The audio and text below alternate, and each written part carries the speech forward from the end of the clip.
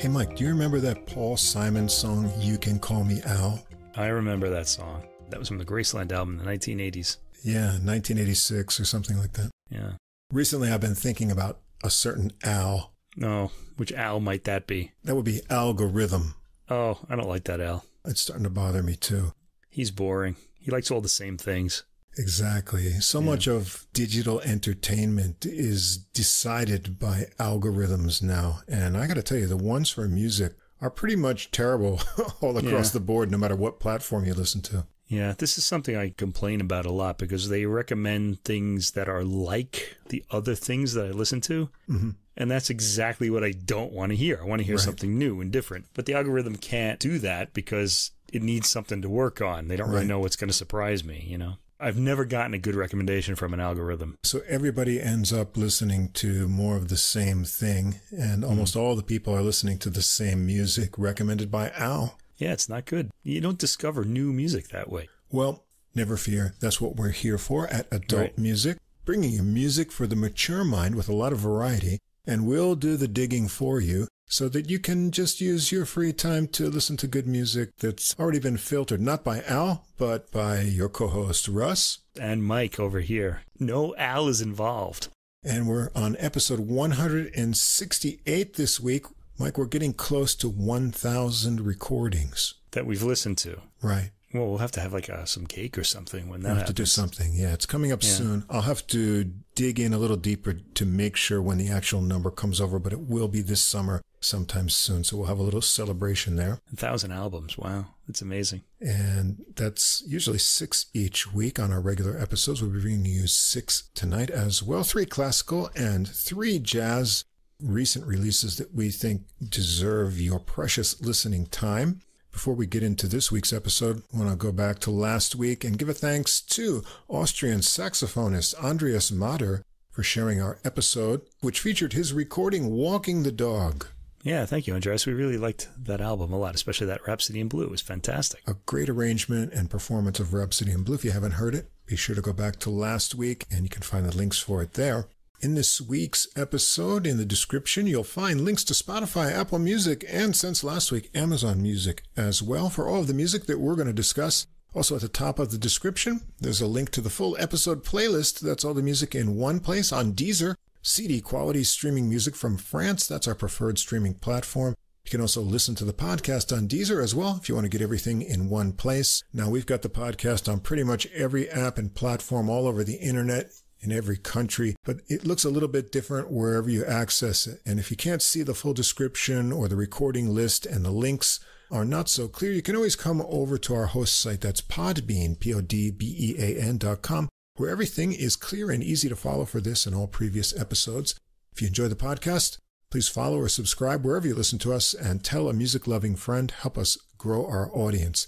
If you take a moment to give us a ranking or write a short review, that also helps us get listed in the music category recommendations. It's another way we can grow our audience. Please come and follow us on our Facebook page as well to get extra info throughout the week and get some new releases put up daily as I find them. And you can also see the interaction with the artists and see our handsome faces. You can leave a message or comment there if you choose as well.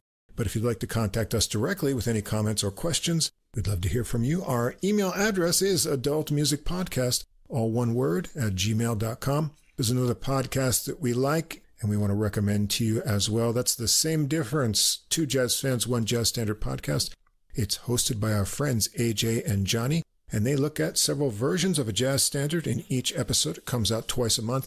They play little cuts from each version, talk about the history with a lot of humor, and they compare the original and the new version, say what they like and don't like. There's a link to their podcast in the description, and if you stick around to the end of our episode, you can hear a little audio promo from them. We play musical samples as well, and this is our fair use disclaimer. Music sample clips are for commentary and educational purposes. We recommend that listeners listen to the complete recordings, all of which are available on streaming services in the links provided. And we also suggest that if you enjoyed the music, you consider purchasing the CDs or high-quality downloads to support the artists. Yeah, I just want to say I don't purchase the CDs to support the artists. I purchase them to support my CD collection.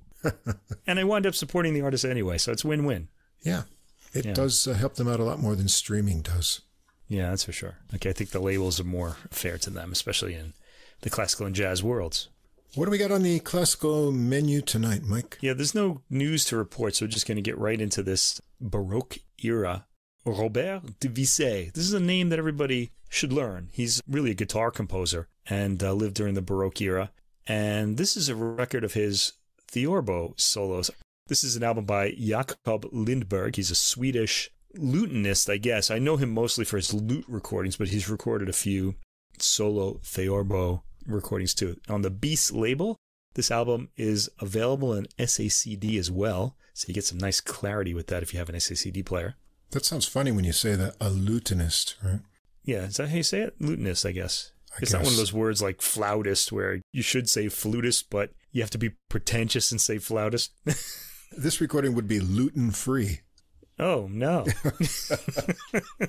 The early days of the podcast have returned with the corny jokes. Oh, man. This particular recording is gluten-free because it's all Theorbo, actually. Right. Or lute-free, anyway. Released on 17 May, by the way. The Theorbo, you should take a look at this album cover. Yeah. Because it features like his hand on the neck of this guitar-like instrument, except that the neck of this thing is enormous. It's a pretty funny cover, really, with the blue sky beneath him. This is not an instrument to bring to the beach to woo women with, like the guitar or the lute.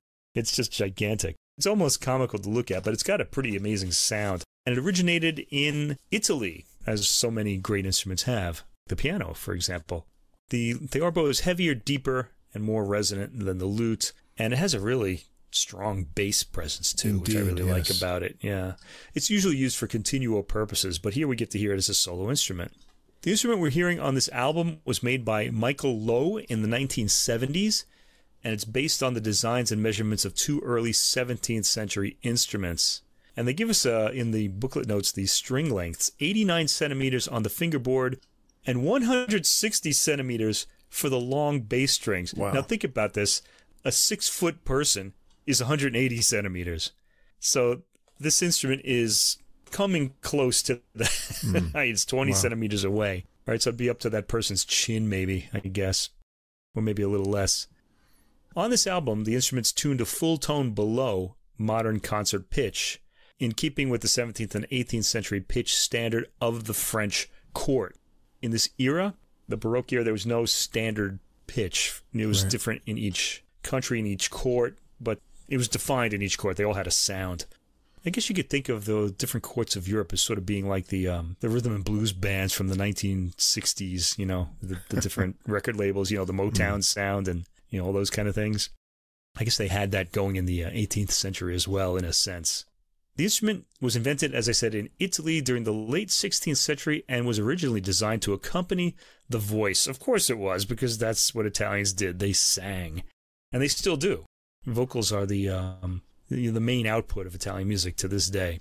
Okay, I've heard a lot of Robert de Visé's music, appealingly played on classical guitar and often on Baroque guitar. And this is the first time I'm hearing it on a Theorbo. And the suites that we hear here feature tuneful melodies with flowing bass lines, often in stepwise motion, emerging from the structures of the different dance forms. Now, on this instrument, the timbre of the bass and of the more melodic higher end have very different sounds, so it's very easy to hear the note against note, like contrapuntal nature, or the bass line against the melody in these instruments. And that's what made this album so interesting for me. You can really hear the writing of the music. So we're going to want to listen for the French elegance of de Visé's music in these works. Let's start with 1 to 7. This is a suite in A minor, and we start with a prelude. Track 1, we get a big bass note right away, and I have to sample that because this is the introduction to the album and the introduction to the instrument and the introduction to this wonderful resonant bass. Let's hear it.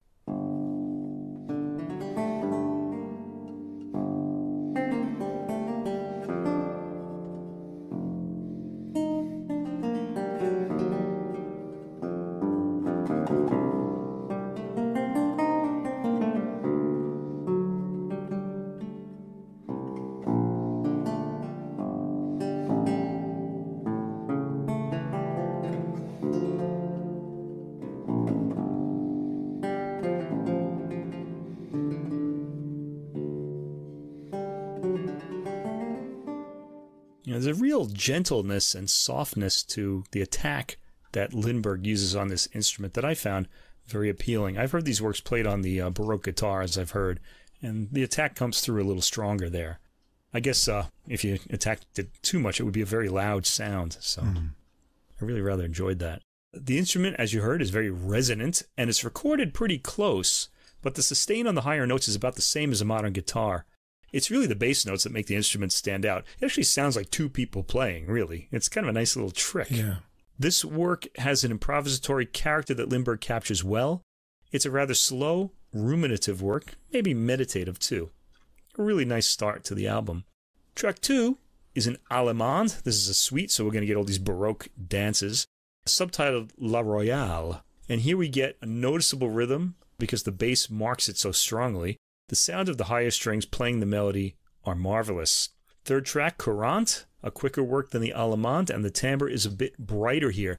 Yeah, Lindberg will vary the timbre. He can kind of dull it or make it brighter, I guess, based on the attack or the way he hits the strings.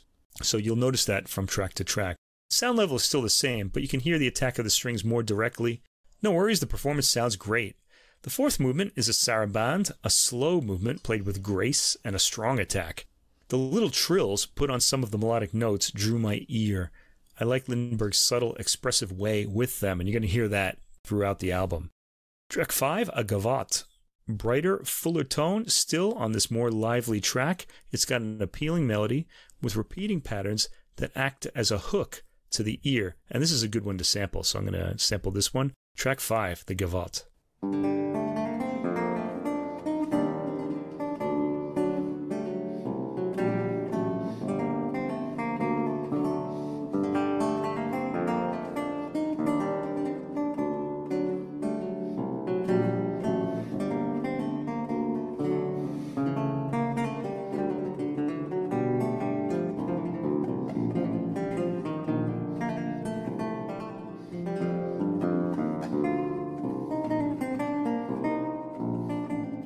Okay, and that's half of the piece right there, so I'm going to bow out a little early. Track 6, Rondeau, La Mascarade, is the subtitle. It features bass, melody, and some block chords, making for a full sound. The performance has a nice flow to it. Track 7, a chaconne. Chaconnes with their repeating bass patterns work well on the Theorbo, as you might guess, because the bass stands out so much. Now, you don't want to be focusing on the bass, you just want to know that that repeating pattern is there. And listen to the kaleidoscopic variations in the upper voice. The top part consists of changing patterns, and the bass does come out of its pattern for different sections, but returns almost like as a rondeau. Tracks 8 through 12, Suite in D major. Starts with a prelude, which is appealing and melodic and very brief. Track 9, an Allemande. Strong attack used on this piece, very different from the more caressed sound of the prelude. I like the clarity of the overall sound with the treble standing out over the strong bass sound. Let's sample this Allemande. This is track 9.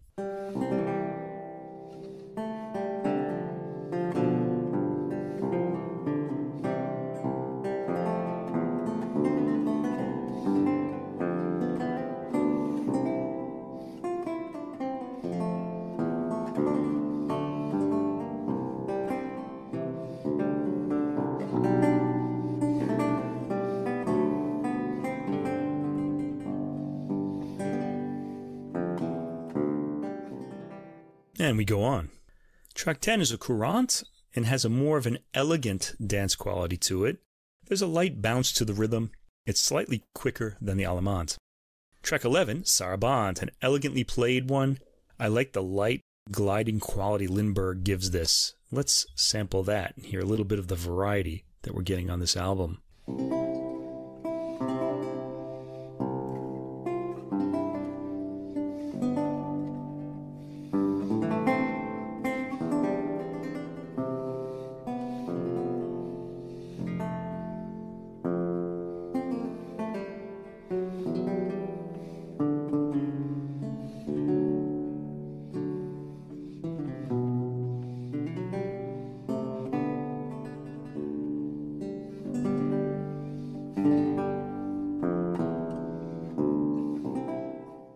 The suite ends with a gigue, which starts with a strong attack and incisive rhythm. Though it's not as fast as some gigs, it's lively and bright sounding. Tracks 13 through 17 are presented as a group of pieces in D minor. They're all separate. Track 13 is a prelude, starts with another heavy bass note. Some interesting passing harmony is heard in this one, but dissonances are fleeting. The bass end of the instrument features heavily. Track 14 is a work by Jean-Baptiste Lully, who was the composer at King Louis XIV's court. Entrée d'Apollon. This is arranged by Robert de Visée, which is why we're hearing it here. It has a Baroque dance in opera feel to it. Lully's operas often had dances. The French court liked ballet and the dance, and this is more elegant type of dance, more stylized. It wasn't like a modern ballet or even a 19th century ballet. Anyway, it's fittingly stately in its rhythm with appealing melodic turns. Track 15, Air, in the same key as the previous movement. This is by Visée. There's some interesting close harmonies at the beginning of this floating melody. This stood out for me on the album, and I'd like to sample it.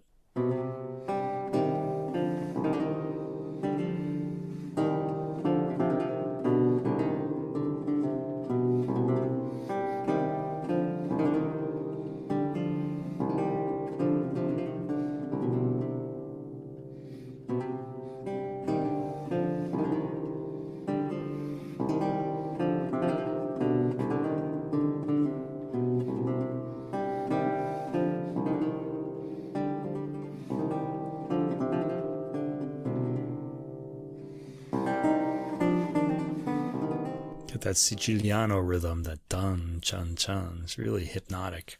Track 16 is a work by Henry Purcell, Contradance La Furstenberg, possibly written by Henry Purcell. This was originally an English country dance known as St. Martin's Lane, and this is arranged by de Visée. He repeats the piece with his own elaborate ornamentation. The bass rings out with full presence in this movement, while the dance quality of the piece is to the fore. So it's actually not de Visé's arrangement. He's adding all the ornaments to this, and Lindberg is playing them from de Visé's score. The variations become more highly ornamented, and de Visée shows exquisite taste when dressing up the melody.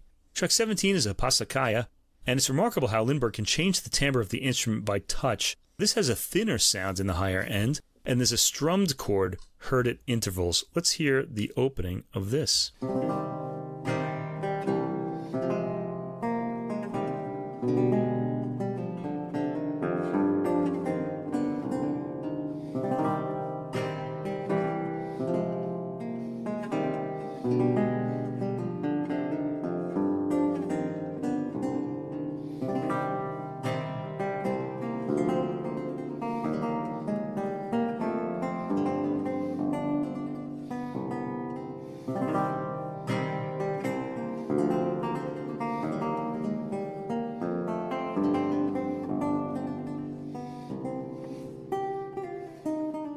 And I want to say, I hope everybody's noticing those little trills that Lindberg is putting in. They're just so beautiful. They're just this nice touch. It's very tasteful. Tracks 18 through 19, pieces in C minor. Track 18 is a prelude. It's mournful, very brief, and appropriate programming for what's coming next. Now, track 19, I think, is kind of programmed as the centerpiece of the album. It's called La Plainte, or Tombeau de Mesdemoiselles de Visée, fille de l'auteur. Lindberg says in his notes that the intimate quality of the Theorbo, when its gut strings are plucked with the fingertips of the right hand and molded with sensitive and expressive left-hand grace notes and vibrato, makes it a powerful instrument for communicating sorrow. And sorrow is what this piece is about. If you understood the French of the title, it's about de Visé's two daughters who died within a short space of time, and de Visée wrote this piece for them. It's a longish piece at 4 minutes and 43 seconds, and it starts beautifully and plaintively. Let's hear some of that sorrowful communication from the Theorbo.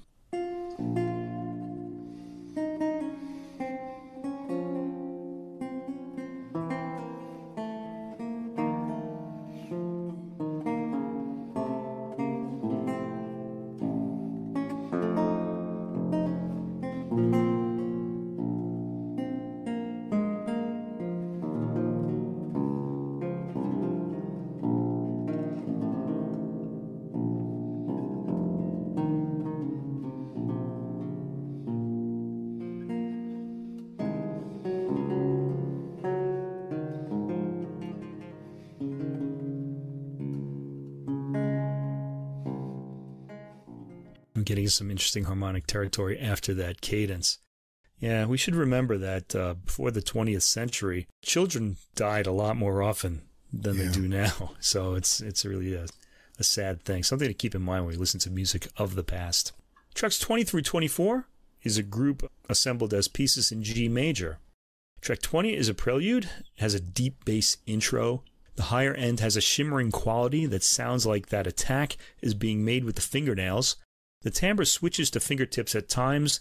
Lindberg's an intriguing player in this way. Track 21, another piece composed by Jean-Baptiste Lully, Entrée des Espagnols, and this is arranged by Robert de Visée. This is from Lully's incidental music to Molière's play La Bourgeois Gentilhomme, and the surging bass line uses all of the low strings of the Theorbo. This piece has an elegant dance quality to it, and the bass is rather melodic as well. Next, a piece we might know from the harpsichord, if we're fans of that instrument, by François Couperin, Le Sylvain. It's a rondeau, and originally for the harpsichord. The title, Le Sylvain, means the gods of the forest, alludes to the pastoral summer entertainments at Versailles, during which several musicians of La Chambre du Roi were dressed up in colorful costumes. A big character change from the previous track. This has got a memorable overall musical profile to it, as is often the case with a Couperin work. There's a soft sort of wistfulness to them, and to this in particular. Track 23, a musette. A musette is kind of a French bagpipe. It's a countryside instrument. This is a charming rondeau with pastoral melodies in imitation of tunes played on the bagpipe. The piece has a swaying dance quality to it at the opening, and let's hear a sample of this.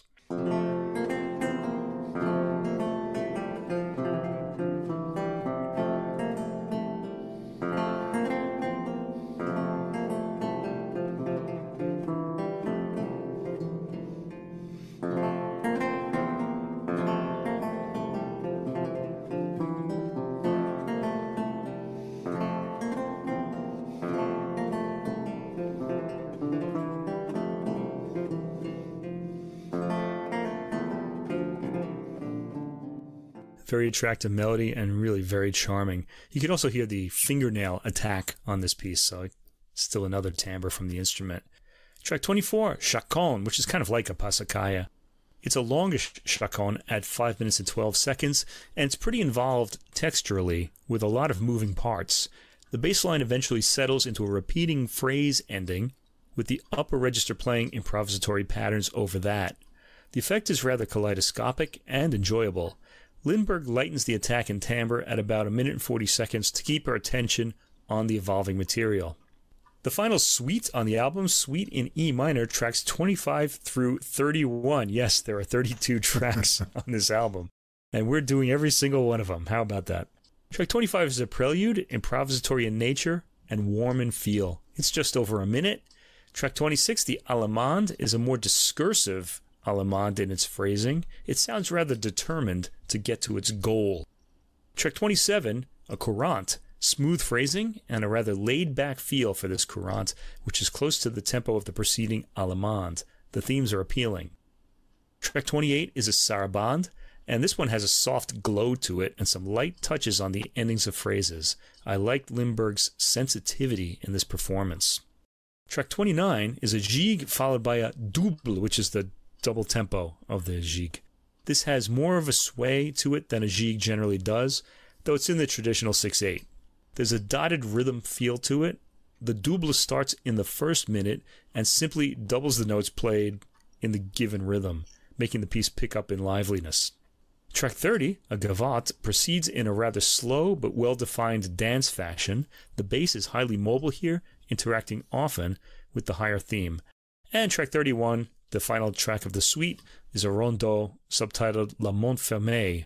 I like the way this starts, heading directly toward its tonal goal. Let's sample this part of the suite.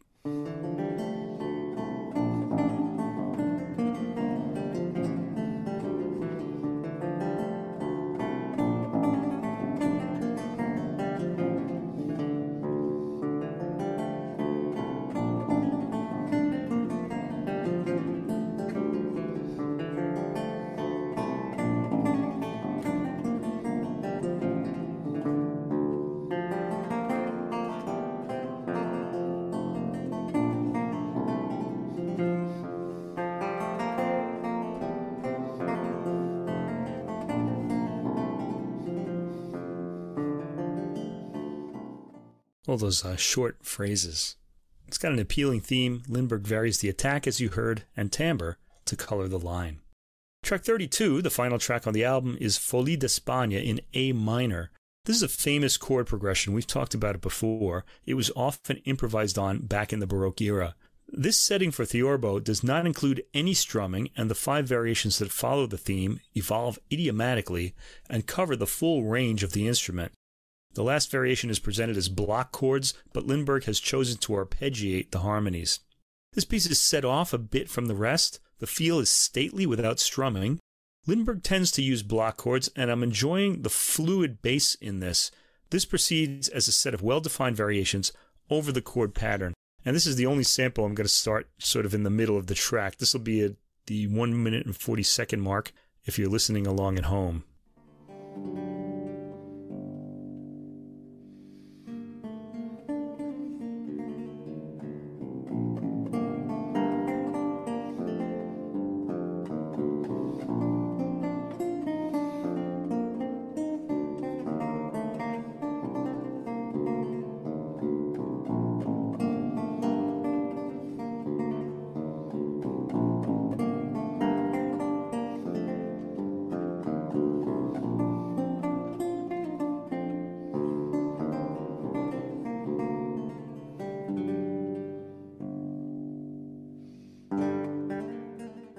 And we get a little livelier variation after that. In the sample you just heard, we can hear the upper range interacting with the lower, and we get a sense of the instrument's overall range and sound. At 2 minutes and 48 seconds, there's a first bit of guitar-like arpeggiation we've heard on the album. It's a lovely ending to an enjoyable album. So, this is a spectacular recording of this marvelous sounding instrument. The instrument is captured in all its richness here. If you have a subwoofer, the bass sound is lightly and classically enhanced coming out of that. If you have a good stereo, you can appreciate the full dimensionality of the sound of this instrument. Musically, there's a lot of variety on the album, and Lindberg makes sure we stay interested via his variety of approaches and attacks on the strings. He demonstrates what a versatile instrument the Theorbo is. This record was a bit of an education for me. I wasn't prepared for how appealing the Theorbo as a solo instrument was going to be. Jakob Lindberg tends to pack a lot of music into his albums. This one's no different, but it only allows the listener to discover a wide range of music by composers he performs. The excellent sound can only further the attraction of the inventive music from the Baroque era that we hear on this album. Yeah, this Theorbo has a real pleasing and calming tone. An important part of the sound characteristic is the strong bass production. And these compositions have really interesting bass parts, and your ears drawn equally to the movement of the bass along with the melody. Lindberg's phrasing is relaxed, and even in the more rhythmic dance movements, there's never a sense of hurriedness in his performance. And that calmness of execution pulls you into the pieces which have pleasing melodies and really satisfying harmonies. I found this a really good late evening selection for listening. Yeah, late evening is right. This would be a nice album to hear with a nightcap just before bed. Yeah. Our next classical album is an album of flute concertos by Ibert, Jolivet, and Rodrigo. That's Jacques Ibert, André Jolivet, and Joaquin Rodrigo. So you have 2 French composers and 1 Spanish. Yeah. The flautist, here we go, not flutist, flautist, is Sami Junnonen. I hope I say his name right because I didn't look it up. He's Finnish, and the Helsinki Chamber Orchestra, he plays the flute, by the way, Junnonen. And the Helsinki Chamber Orchestra is conducted by James S. Kahane, who's a conductor and who's French, though he doesn't seem to have a very French name. This is on the Resonus label, and it was released on May 24th. This is the first time these 3 works are being heard together on a single album. Now, on last week's podcast at the beginning, I mentioned that we don't do much 19th century music on this album, even though it's the most performed music in the concert halls. I tend to like to lean towards 20th century music because I feel like the music of these composers should be more well known. And that is the case on this album. By the way, 19th century music fans, don't worry, we will have 19th century music on next week's podcast. This has a nice album cover, first of all, which is a drawing of a young girl in a billowing skirt playing the flute. Very attractive. It's a black and white. It looks like a chalk drawing on a blackboard almost. The first work we hear is the 3-movement Concerto for Flute and Orchestra by Jacques Ibert, This was composed in 1934. It starts with an allegro movement, the fast movement. It has some harsh colored chords at the beginning, followed by a fluttering flute entry. We get a lot of music and virtuosity and harmony right away. Let's hear the opening of this piece.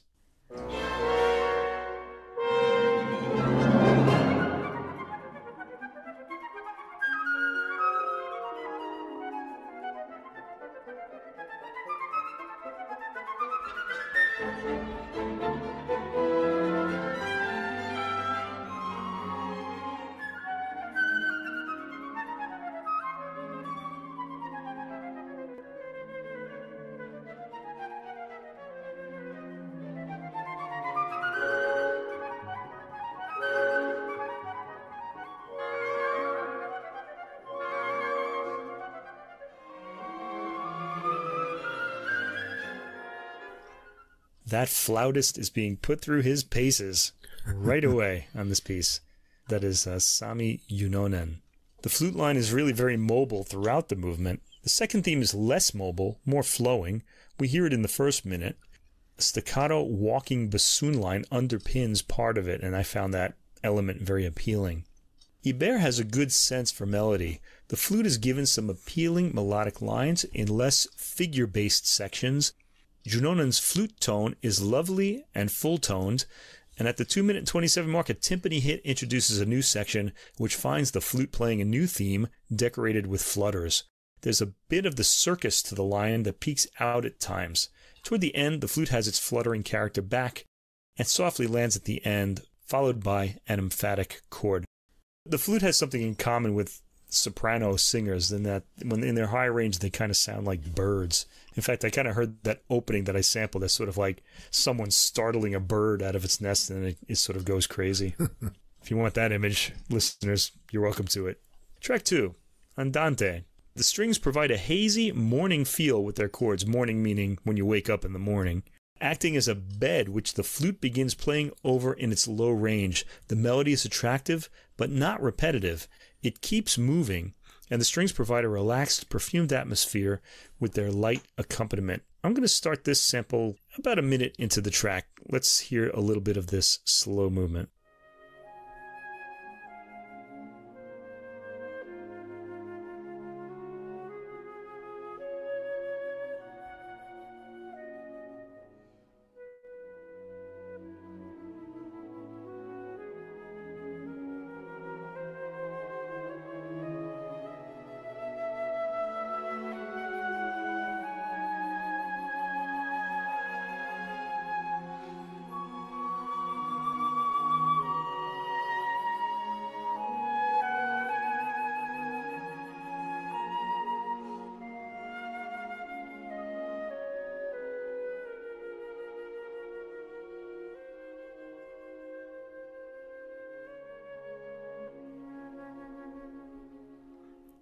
Yes, I'm stretching as I wake up. The sun's coming through the window, the beginning of a new day.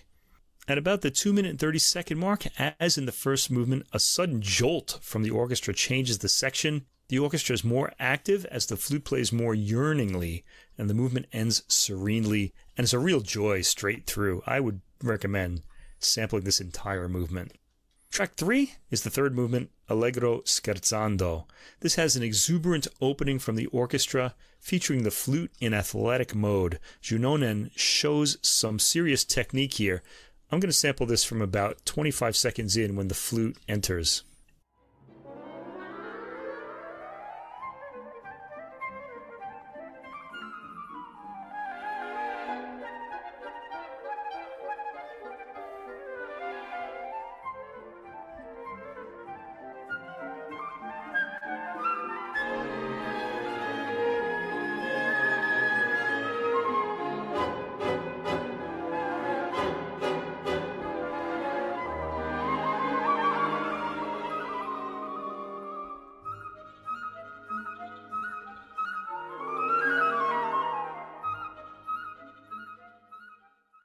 At 2 minutes and 3 seconds, we finally get some sustained chords and a chance for the flute to play more lyrically.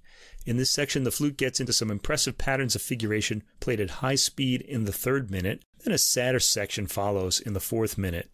The dancing, graceful opening flute line comes back in the 5th minute. The flute gets a brief cadenza before the energetic closing chords. Tracks 4 through 5 is a concerto for flute and string orchestra by André Jolivet, a composer I've really been interested in since I first heard a work of his called Chantelinos, which is also for the flute, originally for flute and piano, and then it was arranged for flute and, I'm not sure, string quartet, string quintet, but it was a small chamber group. It's really interesting. This was composed in 1949, and I should mention we heard a work by Jolivet, his trumpet concerto. Yeah, I've always been a fan of that. Yeah, it's a great piece, played by Håkan Hardenberger on a Bis release on episode 82, Bon Appetit, on September 26, 2022. And then we heard another concerto for trumpet played by Selina Ott on an Orfeo release back on our June 13th, 2022 episode 67, A Trumpet Tryst. Here, the flute concerto is actually better known than both of those works, and we're hearing it here for the first time on the podcast. The structure resembles a 17th century Italian sonata da chiesa, or church sonata. Now, what that is slow, fast is all that really means. So Vivaldi was fast, slow, fast, and a church sonata would have come before him, slow, fast. Corelli used that, and Corelli came before Vivaldi. This piece is rarely recorded, stunningly, so let's savor its presence here.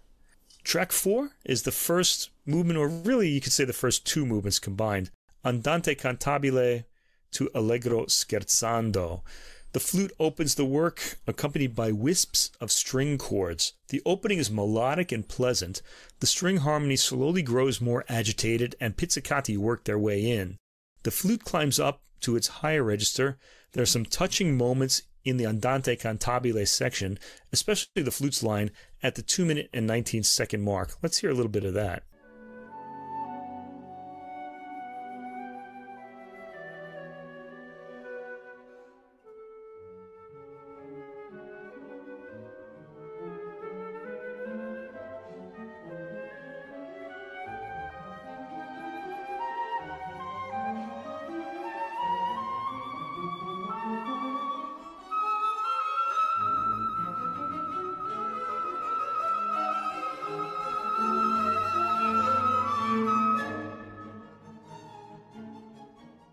You know, things don't stay calm in an André Jolivet work for very long.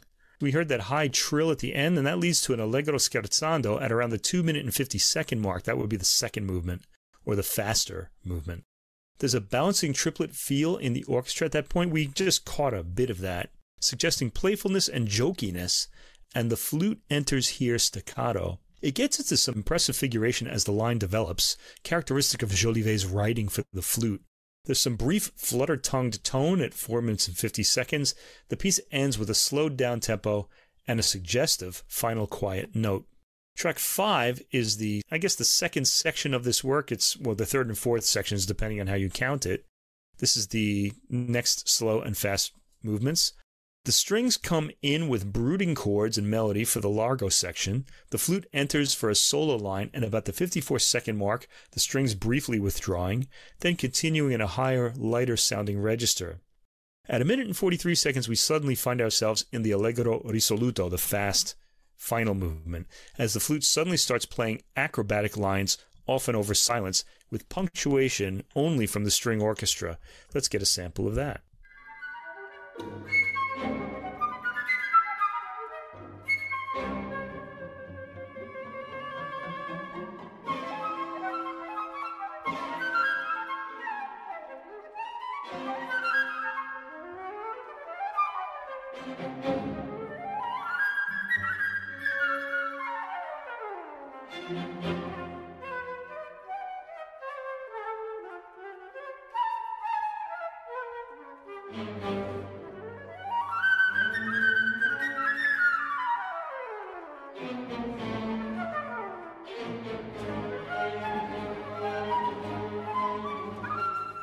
Now, one of the things I like about this performance and this work is that we're not really getting the bird-like high sounds from the flute. We're getting more shrieking sounds, and I kind of like that one as well. It's a little bit of variety.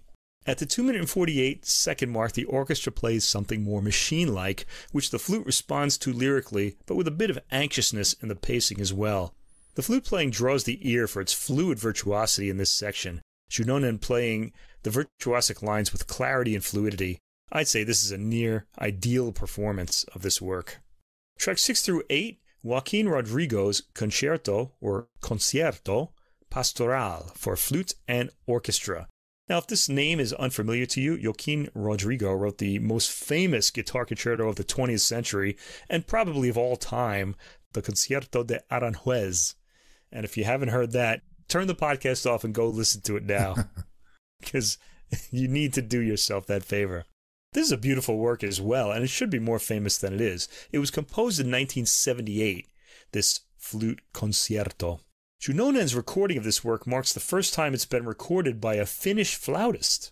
It was premiered by another famous 20th century flautist, James Galway. Now, I should mention the previous work we heard by André Jolivet was premiered by the other famous 20th century flautist, Jean-Pierre Rampal. So they were the two big names of 20th century classical flute, as far as soloists went.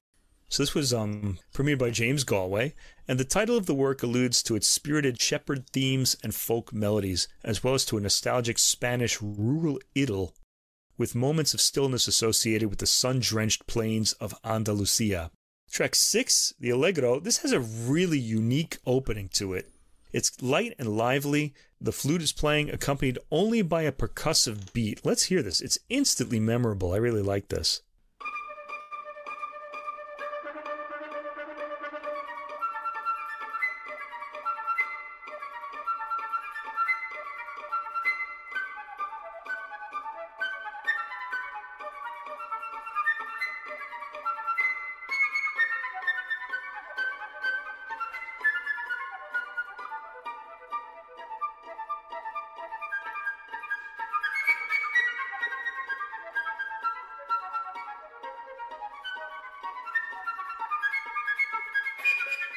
And I also want to say, I think its rhythmic consistency and its repetitiveness would really appeal to our ears here in the 21st century, where a lot of pop music sort of does that sort of thing as well. So this is a good piece to wrap your ears around. At 1 minute and 22 seconds, a pastoral-sounding orchestra, complete with pedal point bass, comes in. Melodies are short and highly appealing. The movement has a solid rhythm that keeps the listener engaged. It never slackens and sets off Junnonen's perfect shaping of the melodies well. This is a busy flute part. At the 3 minute and 10 second mark, a hunting horn is heard in a French horn or a trombone. I can't really tell which it is. And the flute responds. In the 4th minute, we return to the opening beat and fluttering flute. The orchestra theme comes back, acting as the second theme in the recapitulation of the opening material. This is a highly appealing movement. It basically keeps the same character as the opening we sampled throughout. I think you'll really love it. It's instantly appealing on the first listen. Track 7 is the second movement, the slow movement, Adagio, and it has washed out string chords beginning the movement. We hear the flute in a slightly lower, more lyrical range. It sings the opening theme. Let's hear that.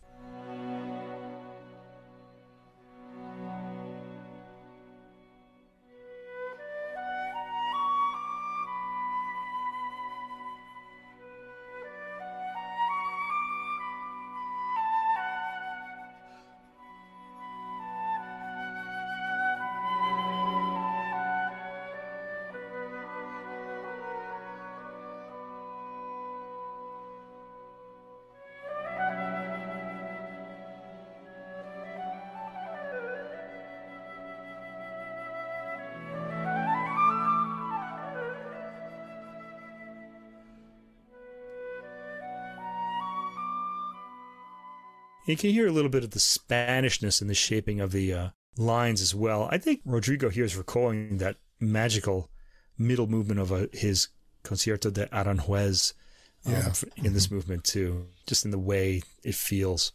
Okay, that's an English horn answering him too, in that, providing a pastoral feel for the work. At the 3 minutes and 35 second mark, the flute begins a new theme, more staccato and dancing. Let me just kind of give you an idea of what this sounds like too.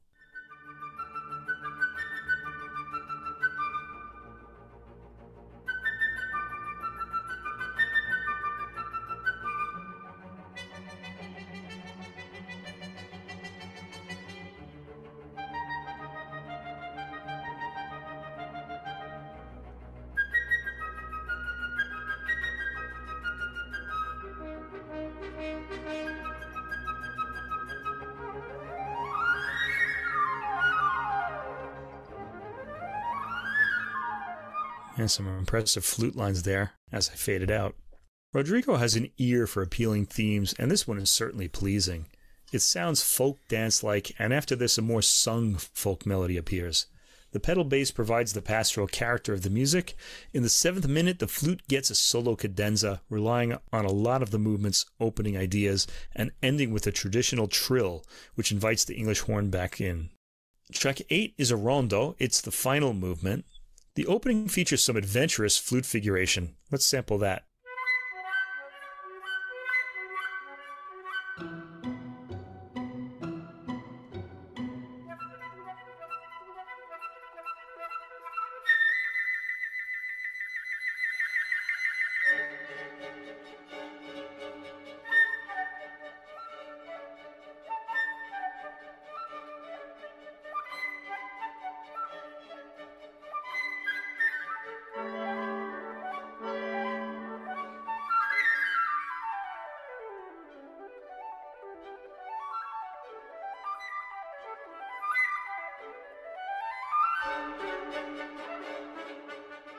I was wondering when that line was going to end. There's pretty impressively long breath there.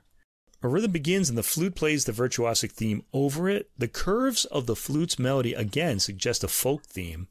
Again, the flute has some appealing virtuosic sections, and Junnonen is able to put them across with the warmth the folk song shaping of the theme invites. We hear cuckoos in this movement as well, in the flute and other instruments, one answering the next. This entire piece takes place in the countryside, after all. The movement is performed with a fleetness and lightness that's pleasing to the ear. James Kahane makes sure the orchestra is always reined in enough so that the flute is front and center. The flute gets into some virtuosic circling figures and finishes with some rising trills, then circular patterns and a scale, rising higher to the last chord. I enjoyed all of this album. The 3 concertos featured are all very different from each other, making for an interesting, varied program. Ibert's work is as colorful as many of his works are, but this one is more involved and made an impact on me. The Jolivet goes into more modern harmonic areas with its traditional church sonata form acting as a frame, while the Rodrigo is pastoral and light throughout. All show off Junnonen's ability in different ways, particularly in the Jolivet, which requires some extremely fast legato runs from Junnonen, and he achieves them with smoothness and clarity. He can make the themes dance in more rhythmic sections and plays appealingly throughout. The orchestral accompaniment is beautifully graded throughout to highlight the solo flute, and that makes this album even more desirable to hear. This is an album flute lovers are going to have, and anyone looking to go off the beaten path of the traditional repertoire without hurting their ears too much would like this too. In fact, I want this album myself. I want it on my shelf. These are all fine showcases for the flute and good examples of easy-to-enjoy 20th century compositions. The harmony is modern, but it's easily satisfying. I like the program with the string orchestra in the middle and the full orchestra pieces on both ends. And the Jolivet has the most dense harmonic structures in it, but it's still really easy to enjoy. The Rodrigo is also rich with other woodwind sounds, and I really enjoyed the flute cadenza in there. So yeah, really nice flute technique and overall orchestral performance as well. And great works. All right, we're up to our contemporary composer. We have a contemporary composer this week, and it is Geoffrey Gordon. He's British-American. He lives in the U.S., I think. I don't know. I don't know how you're British-American. Anyway, born in 1968, so he's really between our ages, really. Yeah. I'm a little older than him, and I think you're a little younger. Anyway, this album is called Mythologies and Mad Songs. Now, when I first saw that title, I thought, oh, there's going to be vocals on this, but there aren't. It's all instrumental. This features Dimitri Mestdag on the English horn, Laurent Ben Slimane on bass clarinet, one of our favorite instruments on this podcast. The BBC Scottish Symphony Orchestra plays all of the works except the last one, which is played by the Philharmonia Orchestra, and Martyn Brabbins conducts all of them. This is on the Orchid Classics label, released on May 17th. So the final track, Prometheus, features the Philharmonia Orchestra. It was recorded live, but I'll get to that when we go there. The rest are BBC Scottish Symphony Orchestra. Geoffrey Gordon describes the album as a tangible record of his love of the orchestra and the universe of sound and color it provides, as well as a snapshot of some of the things that inspire him. From Shakespeare, Blake, and Kafka, and the mythology and magic of their works, to the extraordinary longing for exploration deeply embedded in the human spirit. So let's hear a little bit of that. The first track is an orchestral work called Puck, Fleeing from the Dawn, and this was composed in the year 2017, and this was inspired by a painting, not by the Shakespeare play, although I guess it is inspired by the Shakespeare play as well. Inspired by a painting by David Scott, an 1837 work now held in the National Galleries of Scotland, and you can see it on the album cover. That's what you're seeing when you look at that album cover. The work is a tone poem that imagines what might follow the fall of the curtain after A Midsummer Night's Dream. So what happens? The characters go on after the play is over. The work has a light and, one might say, puckish opening with winds and light chimes. This is a hard work to sample because it keeps changing, sort of like Puck himself. It's his nature. I'll sample this from about the 30-second mark so that we can get going a little bit and get an idea of the sound world.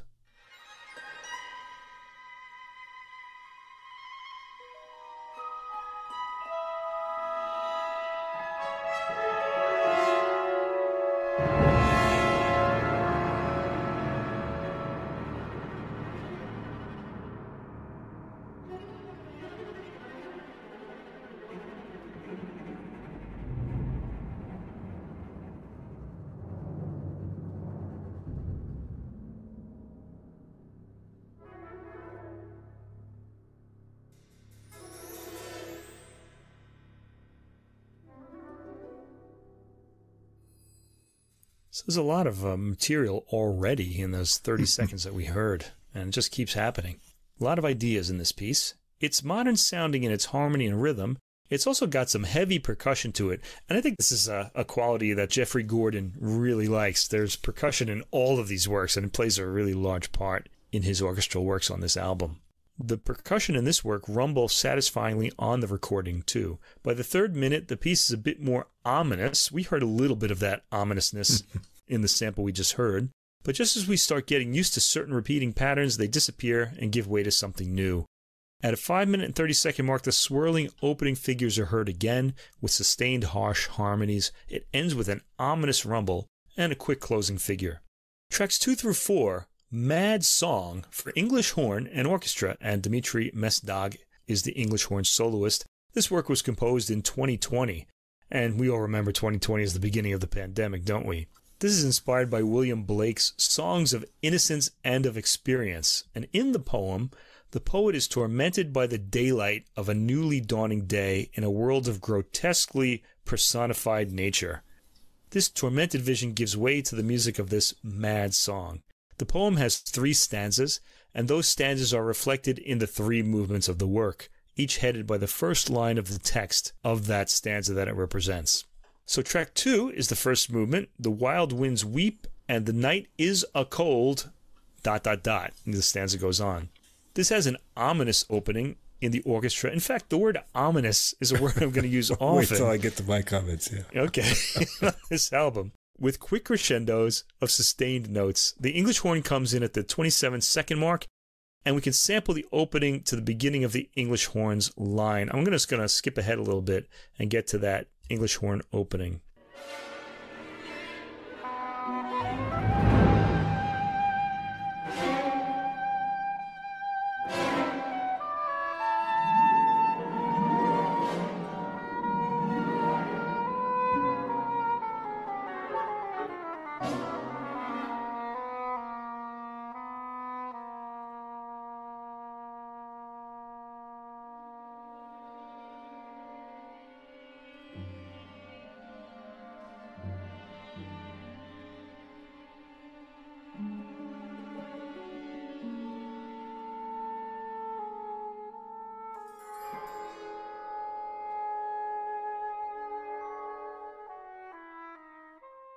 Yeah, and the English horn has some pretty interesting lines in this.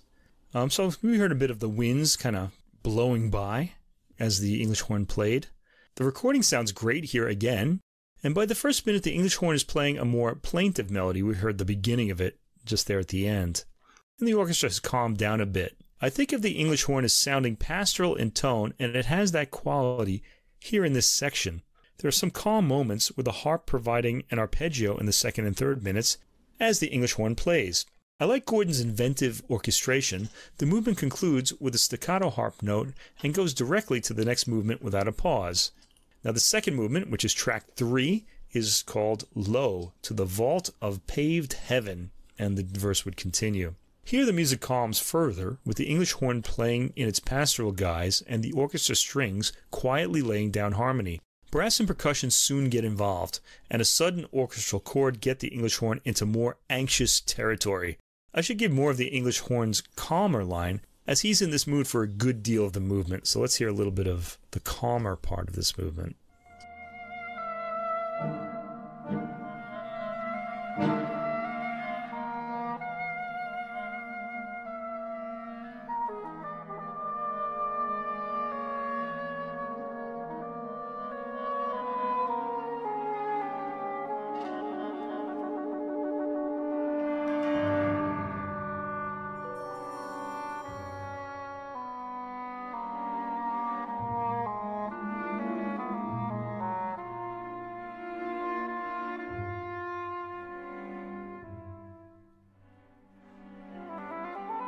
Did I say calm? Maybe I meant more like anxiety building or something like that. But it's not, what I'm saying is it's not very active. In the fourth minute, the orchestra suddenly gets agitated, but I have to say the English horn's themes are more appealing than mad. In fact, they're kind of reacting to the madness of the orchestra. It's actually the orchestra that's giving the English horn that mad feeling that the poem talks about. I guess you could say the horn is resigned to its fate. That's what I'm picking up from this. In the seventh minute, the English horn gets a bit of a solo cadenza. I'd like to sample a little bit of that.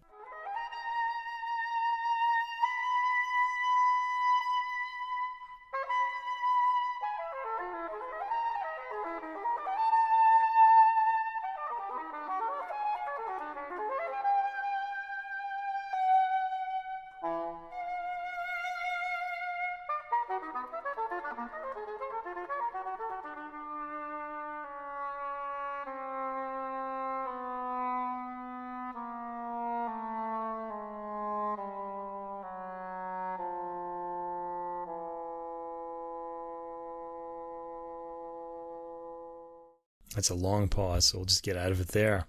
The last lines of the English horn cadenza end the movement, which goes right into the next movement without a pause. And movement 3, which is track 4, is headed like a fiend in a cloud with howling woe. This starts with agitated percussion, some of it light. There's a bassoon that winds the orchestra down to a momentary silence. We hear a piano as the English horn's plaintive sound reemerges. There's an interesting section in the second minute where the strings do a slow downward glissando as the English horn plays. This introduces chromaticism into the orchestra, which we hear more of. There's some inventive orchestrating by Gordon throughout the work, but there are more striking sounds, however momentary, in the fourth minute. He also seems to like sudden splashy percussion sounds. Something like that ends the piece as the English horn's line is interrupted. Track 5 is an orchestral work called Eis aut inveniam viam aut faciam.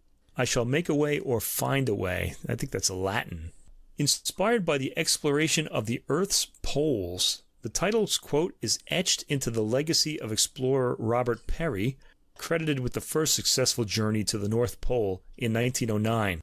The work also has Ernest Shackleton and a journey to the Antarctic, in which he came up 97 miles short of his destination in 1909 in mind, and actually Roald Amundsen reached the South Pole in 1911.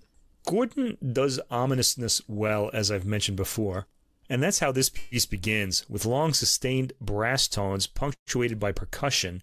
Interesting sound combinations are heard, though. There's iciness to the music, and as you might imagine, it progresses slowly. We have swooping figures in the second and third minutes, giving me the image of a boat on ocean waves breaking slowly. Let me sample a bit of that.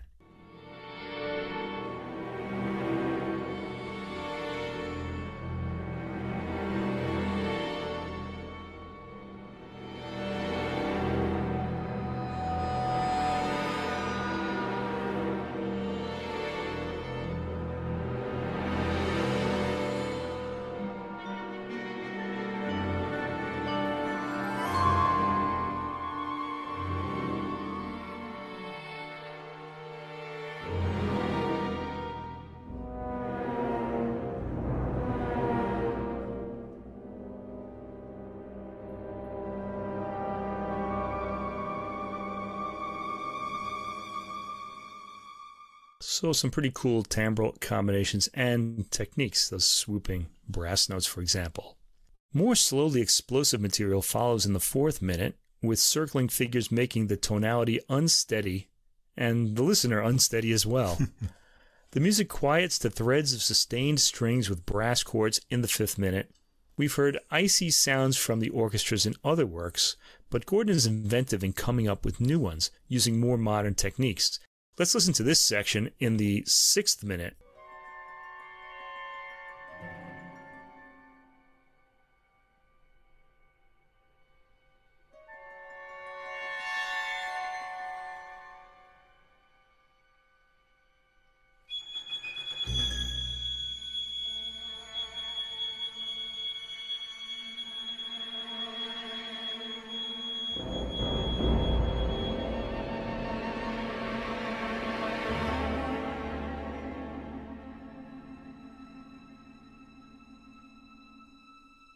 All right, now if you're listening to us while driving a truck, you probably didn't hear any of that, but it's icy.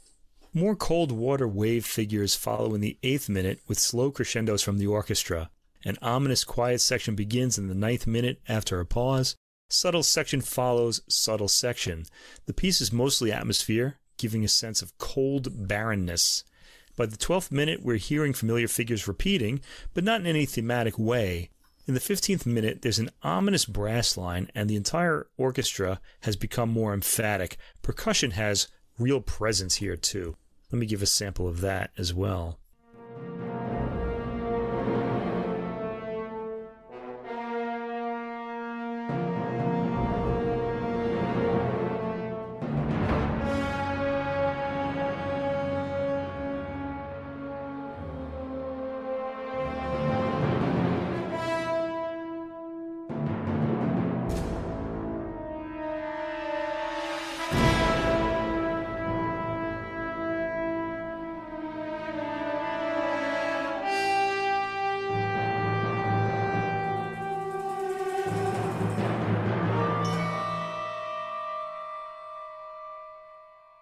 Ominousness followed by iciness. In the last minute, we hear a high wind instrument, maybe a piccolo, quietly but piercingly playing a sound we've heard at moments in the work. The work ends with very quiet, barely audible burps from brass instruments. All right, now, this album was recorded in 2022, but tracks 6 through 9 are an earlier performance made by the Philharmonia Orchestra under Martyn Brabbins' baton, recorded in January 2019. This is the work Prometheus for bass, clarinet, and orchestra after Kafka. Laurent Ben Slimane is the bass clarinetist. This work is inspired by Kafka's treatment of the Prometheus legend. The 4 movements are based on the 4 lines of Kafka's poetry, and there's a coda expressing the lingering and inexplicable mass of rock that remained. This recording is of the premiere, so it's a live recording. The work tracks the suffering of Prometheus' gradual obliteration from public memory through a twisting solo cadenza to the unsettling memory wipe of the piece's fade to black conclusion. The 4 movements reflect what Kafka claims are the 4 legends of Prometheus. Okay, let me remind the audience of the story of Prometheus. He stole fire from the gods and gave it to humans, and for that he was punished by being clamped to a rock and having his liver eaten out by a bird every day. And when the bird went away, the liver would heal, and the next day it would happen again, so he would suffer all that pain again. Boy, the Greek gods are really cruel. Anyway, Kafka sort of has this very brief explanation of what the legends are. I'll explain them as we go through the movements. Track 6 is called According to the First, and in this first legend is what they're referring to there. Prometheus is clamped to a rock for betraying the secrets of the gods to men, and the gods send eagles to feed on his liver, which is perpetually renewed. Okay, so that's the story that we all know about. We hear the magnificent low range of the bass clarinet first as he plays sustained notes solo. We start hearing the orchestra at about the 1 minute mark with wailing brass. The music is, say it with me, ominous, and appropriately given the subject. The bass clarinet has some spectacular agitated lines in the 2nd minute, and I'm going to sample from the 2nd minute, from about the 2 minute and 30 second mark.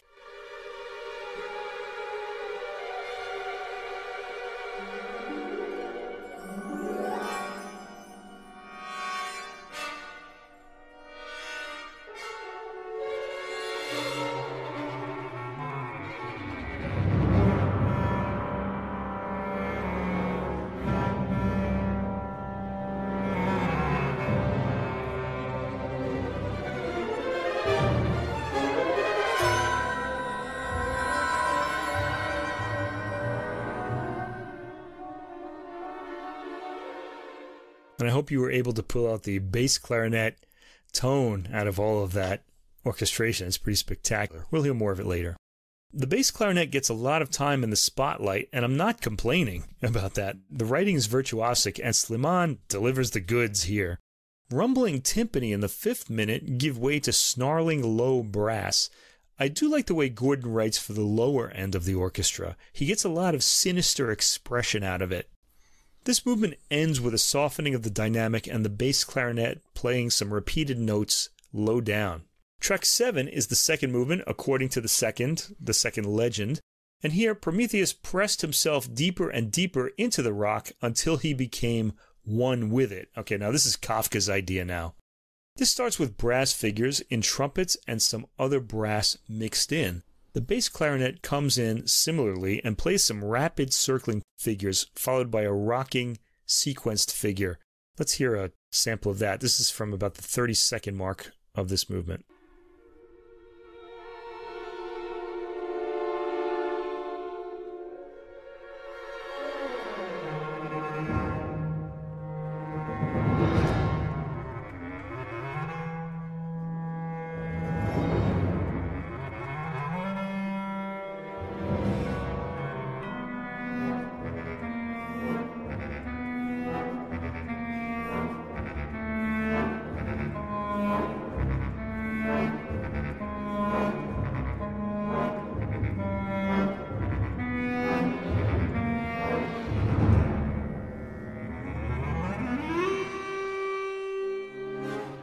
I kind of hate to come out there because the bass clarinet has some pretty great lines. I really love those 3 rapid, repeated notes really low down in the reedy end of the instrument. This movement feels like it's tottering towards instability. There are some interesting percussion effects in the 2nd minute. The movement ends with the bass clarinet again, trilling at a quiet dynamic.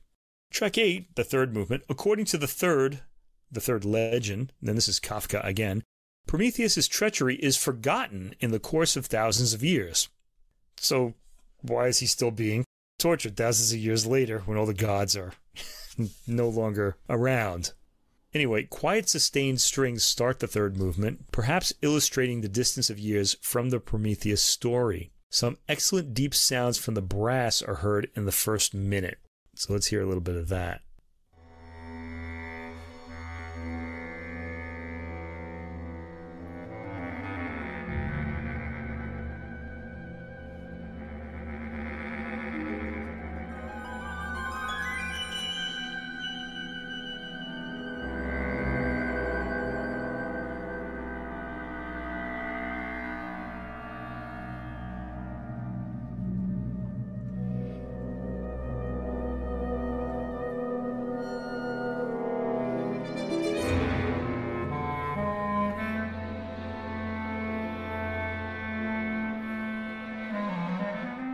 And not to mention some excellent deep sounds from the bass clarinet as well, which is really at the forefront.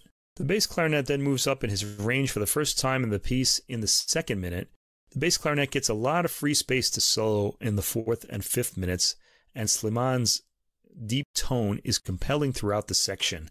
The orchestra crashes back in, with percussion emphasizing its return, and the bass clarinet is agitated, leading to the 4th movement, which connects. Track 9, the final track on the album and the 4th movement of the work. According to the 4th legend, everyone grew weary of the meaningless affair, even the eagles, and the wound closes wearily. So I guess it's a happy ending for Prometheus, finally.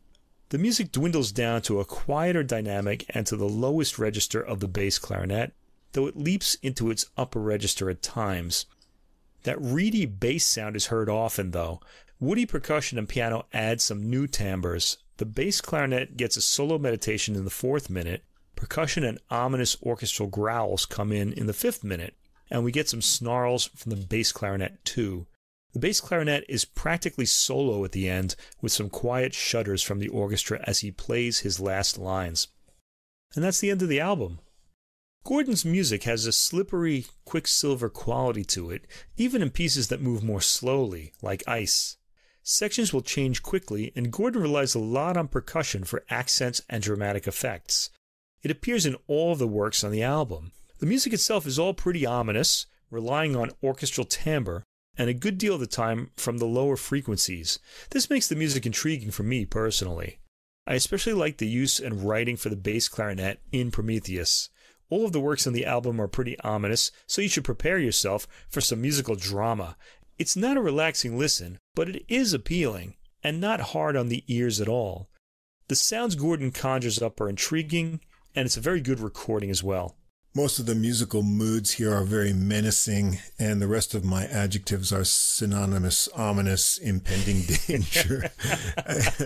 But that doesn't mean I didn't like it. I actually enjoyed it a lot.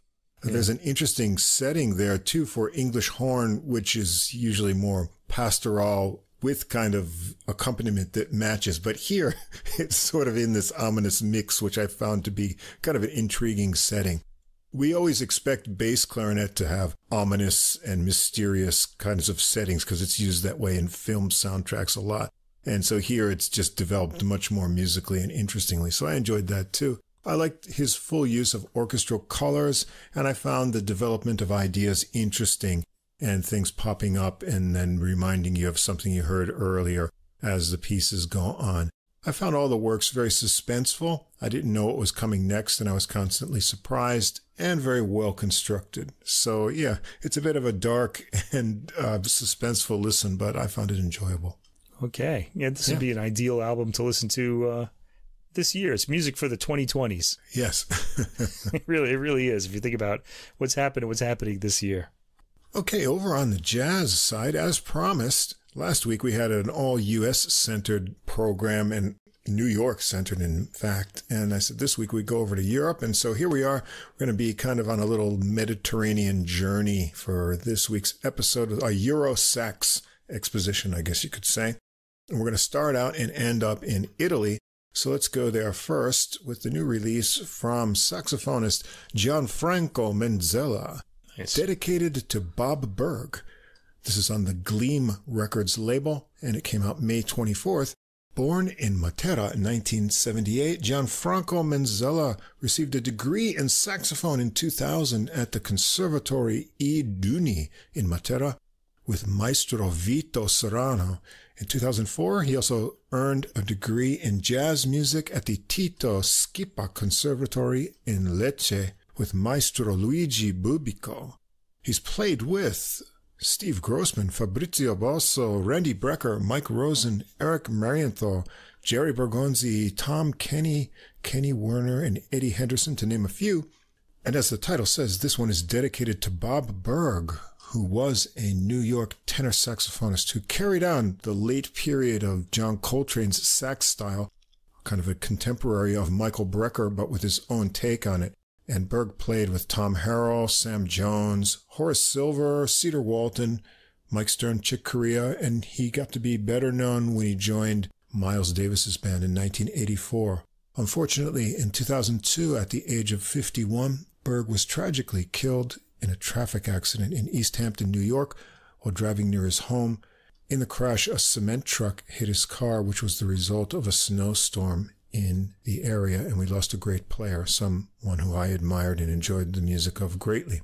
So let's see what Mr. Menzella has in store for us here. Gianfranco Menzella is on the tenor saxophone on the recording, Eugenio Macchia on piano, Carlo Bavetta on bass, and Pasquale Fiore on drums. This was recorded, mixed, and mastered at Sorriso Studios in Bari, and sound engineer was Tommy Cavalieri. Now, several of the tunes here come from Bob Berg's 1993 album, Enter the Spirit, which you won't find on streaming services, Mike. Oh, why not? What's going on with that? You know, there's a hole in a lot of 90s releases that you won't find on streaming. Well, that's one of the reasons why I really love the used record shops here in Japan. You can find a lot of these things that are out of print. I think you can get a new copy. Maybe there's some leftovers if you want to buy it new on Amazon or a place like that. Japanese record collectors, too, are real fanatics. I mean, they'll have like rare stuff that they'll then just sell to a used record shop. Right. You can find some real treasure here. Fortunately, if you want to find the original versions, you can find most of them on YouTube. The recording gets started with a track called Angels, and this is on that 1993 Enter the Spirit recording. It's an exciting hard bop modal tune with an interesting structure. It's kind of an ABA form with some surprises. 4 measures of drums bring it in. The first melody section has a repeating phrase, but the middle section jumps in a measure earlier than expected on the 16th bar, pushing it forward. The middle is 20 measures, and then we hear the first section again. There are cool change-ups from swing to Latin feel. Let's check it out and hear this recording get started.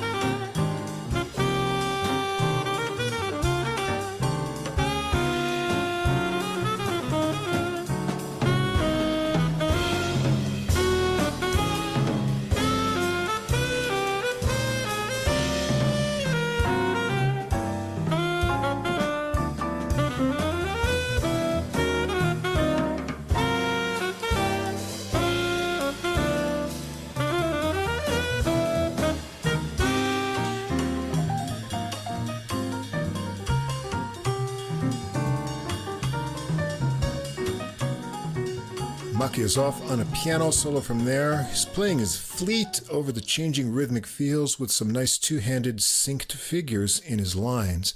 And let's jump back in to hear some of Menzella's solo here.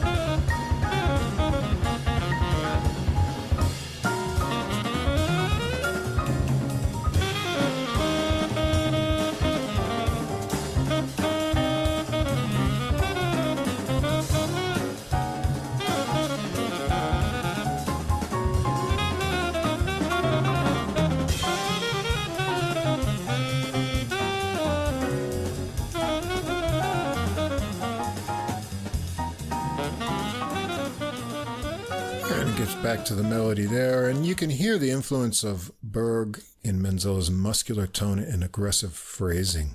Track 2 is called Promise. This is a tune written by Chick Corea, also from the album Enter the Spirit. This has a long unfolding melody. It seems to be 44 measures long. It's elegant with a light beat, mostly marked out in Fiore's cymbals. You can find the original Berg recording of this on YouTube with Dave Kokoski, one of our favorites, on piano. Let's hear some of the melody get going.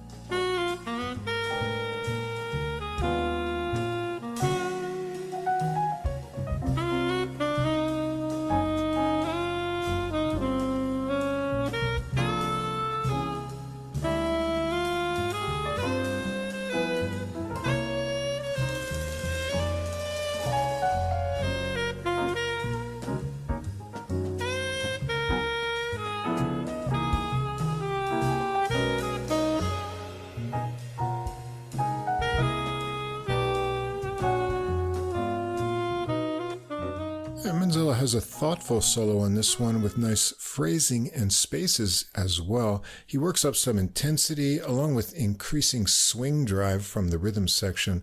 And Maki follows with a piano solo that has some really flowing extended right-hand lines ending up in some choppy chords. Let's check out some of that while we're here.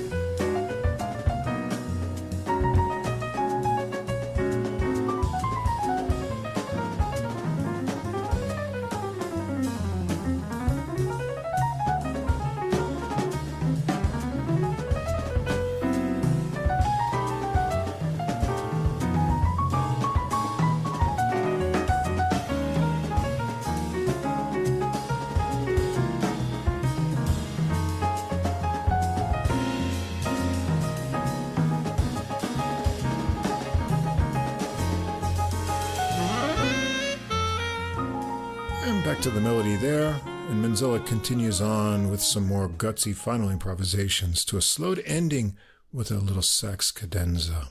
Track 3 is Second Sight by Bob Berg, also from the same album. They give this one a more pronounced bass ostinato than the original, with intervals in it that gets going on the intro. The original also had a bit more of a New Orleans kind of beat feel to it. It's a little bit modernized here, and the sax melody is interesting. There are 2 6-measure sections, then a 5-measure section, and a 4-measure transition into a repeat. The second time, Menzella goes directly into a solo after the third phrase. Let's pick it up from his solo start.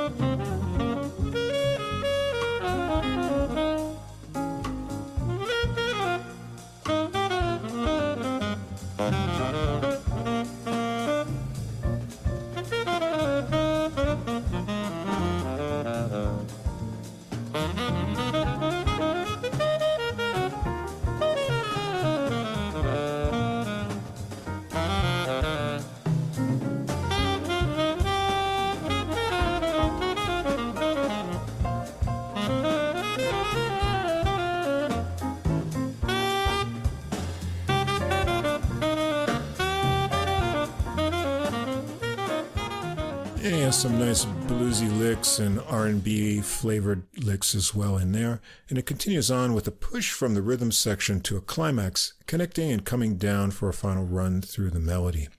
Track 4 is The Search, tuned by guitarist Mike Stern. This was recorded together with Berg on the album Short Stories in 1987. This has a long and smooth sax melody. It sounds like it has a few measures of different meters along the way. The melody's too long really to get much of a sample to get a picture of it here, so I'll leave it to you to check it all out. Pavetta gets a short bass solo into a piano solo from Macchia with a nice light touch, and Menzella's solo matches the mood, but has a nice edginess on his tone, keeping the intensity flowing. It works to an abbreviated melody section and a fade out over repeated sax figures. Track 5, Mr. Berg. And the notes I found say, quote, a dedication full of feeling to the energy and soul of a musician who has always moved me. And this is the only original composition by Menzella on the recording, and he's composed a fine melody. It has a bittersweet quality, interesting harmonies, and gets him into the upper register. It's 16 measures, but has a nice arc of composition at this slow tempo. So let's take a listen.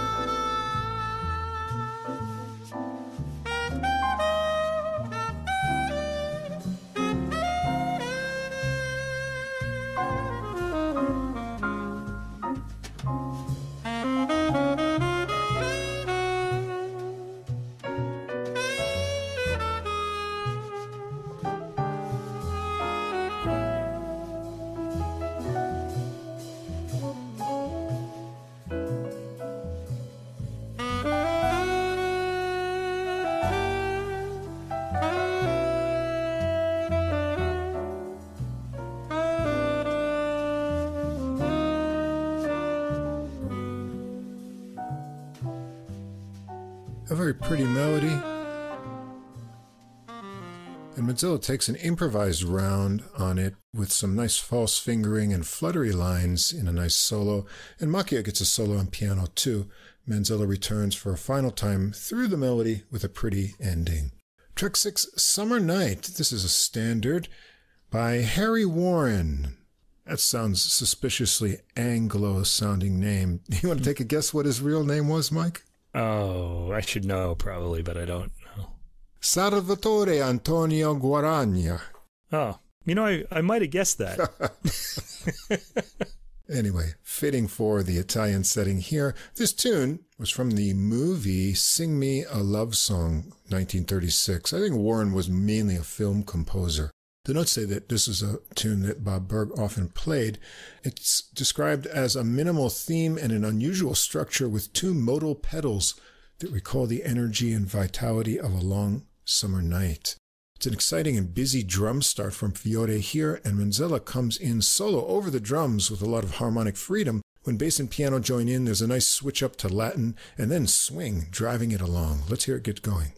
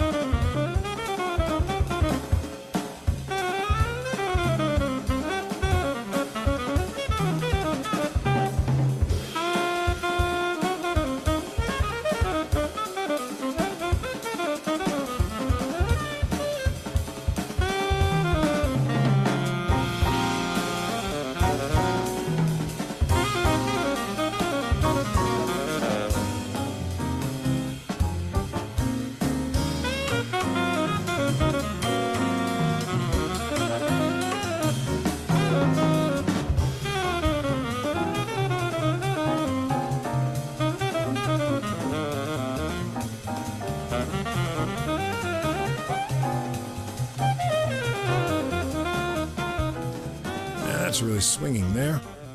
Macchia has an energetic piano solo on this tune with more of those two-hand synced lines, and Menzella trades off with Fiore on this for some real excitement. So let's check out a little bit of that interaction.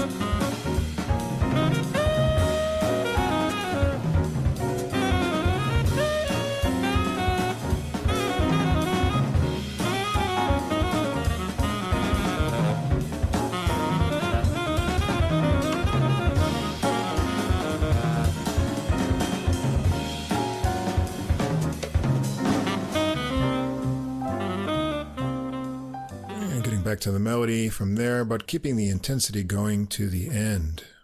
Track 7, The Secret Life of Plants. It's a Stevie Wonder tune from his 1979 recording, Journey Through the Secret Life of Plants. And the notes say that this is a tune that Berg often played on his Italian tours in the 90s with Danilo Rea. Fiore gets it started with soft drums and gets joined by hypnotic ringing bass and rhythmic piano before Menzella's in on Wonder's melody. Keeps the melancholy mood of the original. The minor chord changes are interesting, so I can see why this would be a fun one to improvise over. They bring it to a fermata with a rising piano line before Menzella starts his solo, finding spots perfect for some bluesy phrases. Let's check out some of the flowing lines in Macchia's piano solo on this tune.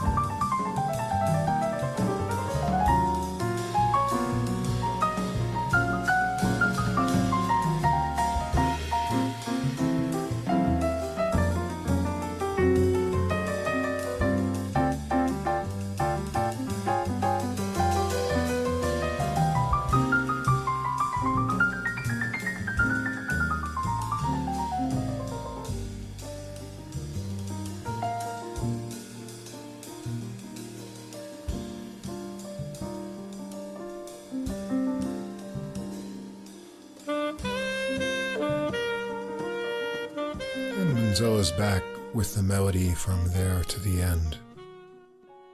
The recording is going to end up with the tune Some Time Ago, composed by Sergio Mihanovic. He's a composer of Croatian descent from Buenos Aires.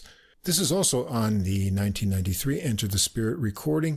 It was first recorded by Art Farmer's quartet featuring Jim Hall on the album Interaction in 1963.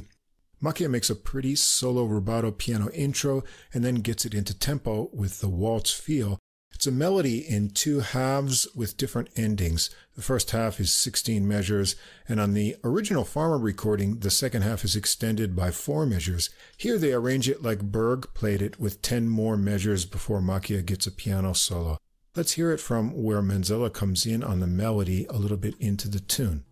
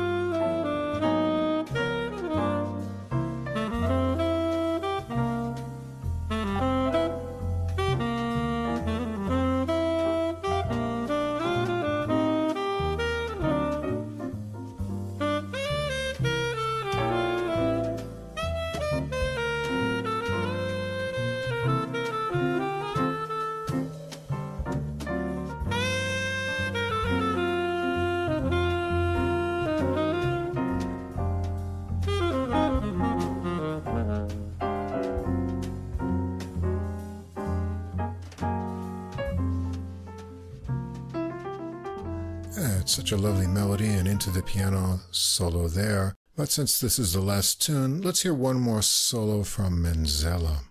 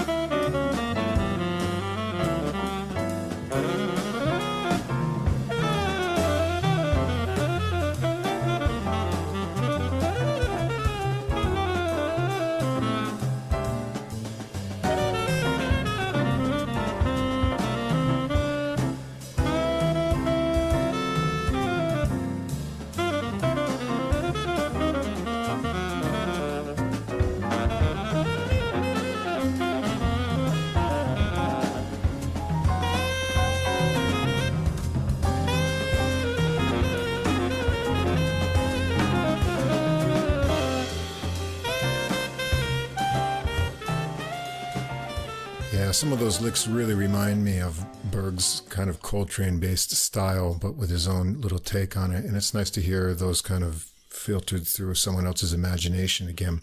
Well, on this tune, Bavetta gets a bass solo too, and I skipped his previous one and we haven't heard from him, so let's hear a little bit of his playing before we check out.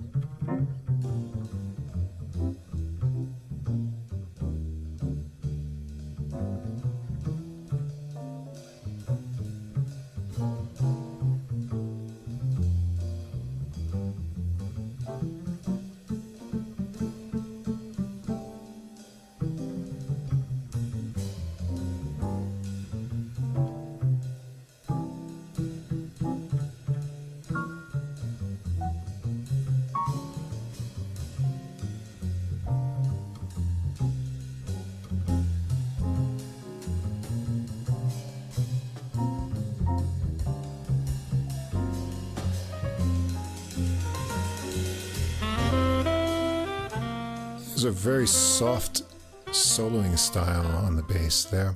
Menzella's back there with the melody, and they carry it into a final section of minor modal improvisations traded between Menzella and Macchia. Well, I enjoyed this recording a lot. Menzella obviously admires and has been influenced by Berg's playing style a lot, and I'm happy to see this dedication to a great player whose life was cut short in his prime. Menzella's enthusiasm comes through on each tune with a full confident tone and aggressive soloing style, but there's a balance of edgy and quieter material, a lot of it from Berg's Enter the Spirit recording. Menzella's sole original tune is a touching tribute. Macchia's piano solos were inventive and interesting, and Fiore's drumming is solid and exciting in spots. Bavetta makes good grooves together with the drums, but he has a soft side in his solos. Definitely give it a listen and go back and find those Bob Berg recordings so that his great playing will live on in your ears too.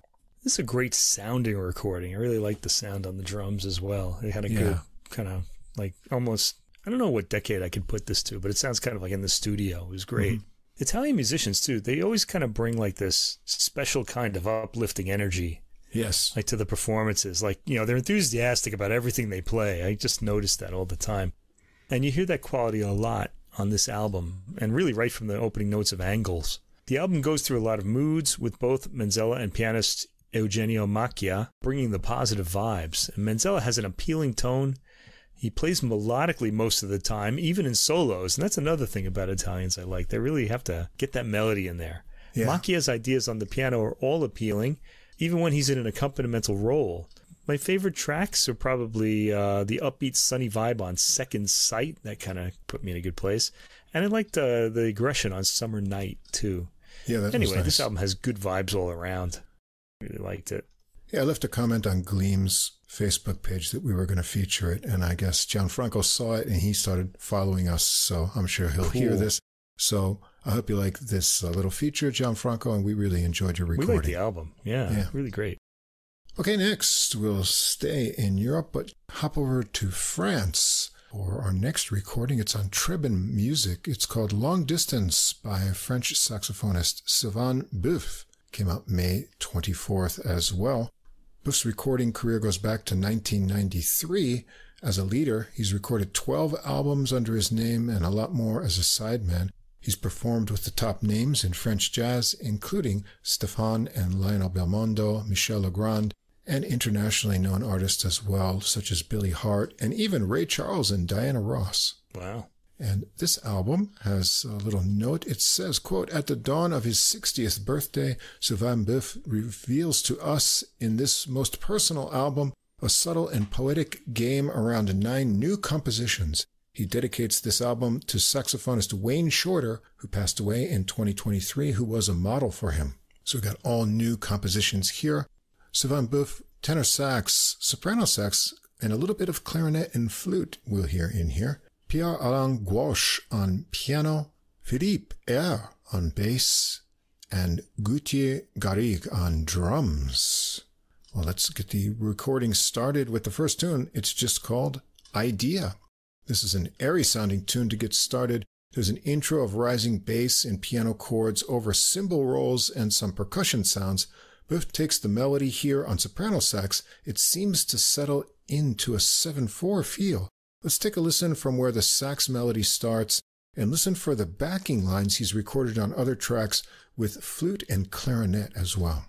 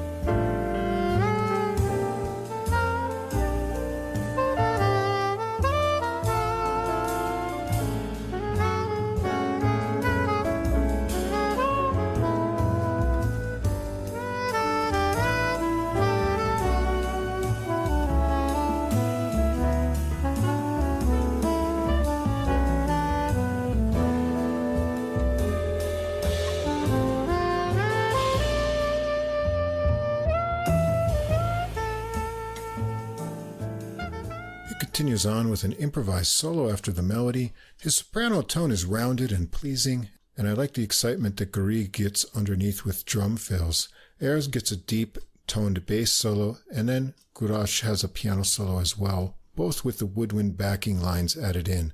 Boeuf is back with a final melody section that softens and slows over the opening rising chord idea from the intro. Track 2 is Tarmac. This one starts out with a busy, percolating, subdivided drum beat and snappy bass and piano figures. giving an 8-beat kind of feel. Boeuf comes in on tenor sax with improvised lines. It suddenly gels into a tricky syncopated melody section handled in unison by sax and piano. That releases into a more even beat feel, with Boeuf spinning off into improvisations. Let's hear some of those transitions a little bit into the tune.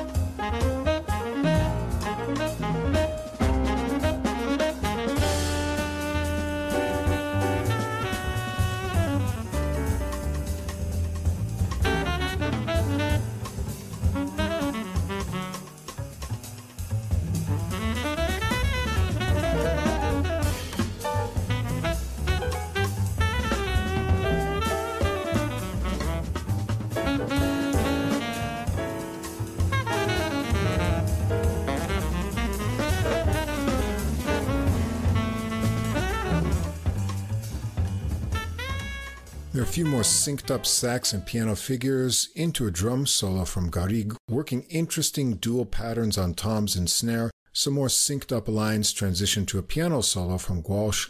He's got some tension and excitement built up here, so let's check out a little bit of that.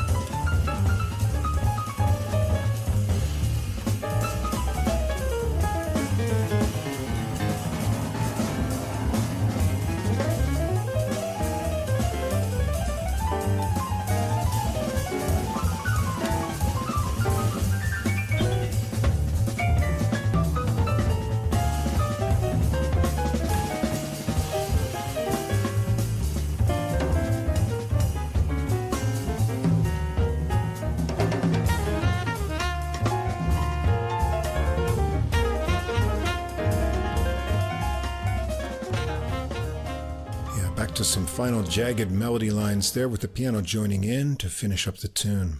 Track 3, Avenir, coming soon. Soft rhythmic piano chords mark out a 5/4 meter and get joined by some ghostly bowed bass from air. Drums enter with cymbals marking out the time and some piano improvisations from Walsh. Let's hear some of this interesting intro.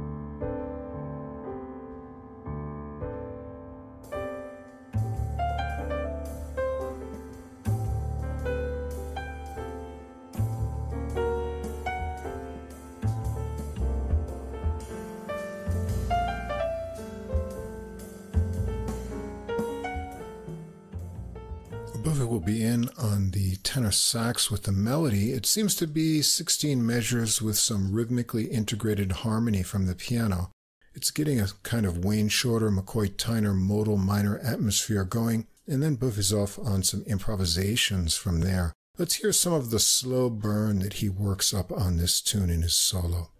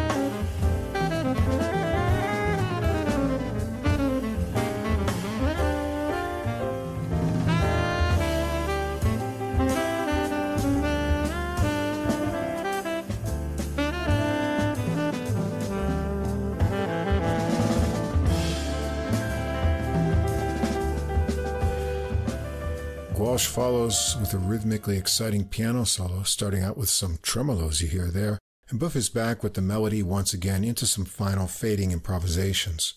Track 4, Mr. Coleman, that would be Ornette Coleman. This one has a playful and unpredictable soprano sax and bass melody over a percolating drum beat with gaps for the piano to fill out. It gets into a little bluesy groove too. It's too long to hear all of it, but it's quite interesting, so let's get as much of a taste as we can in 1 minute.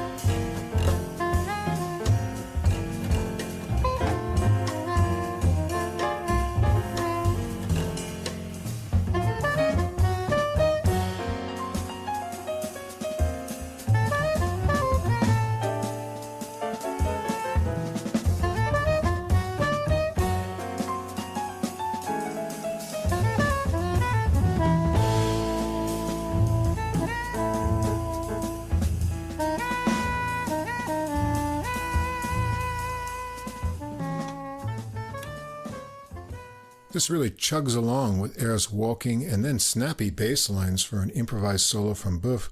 There are some more composed melody lines transitioning to a bass solo from Air, so let's check out some of his solo playing on this tune.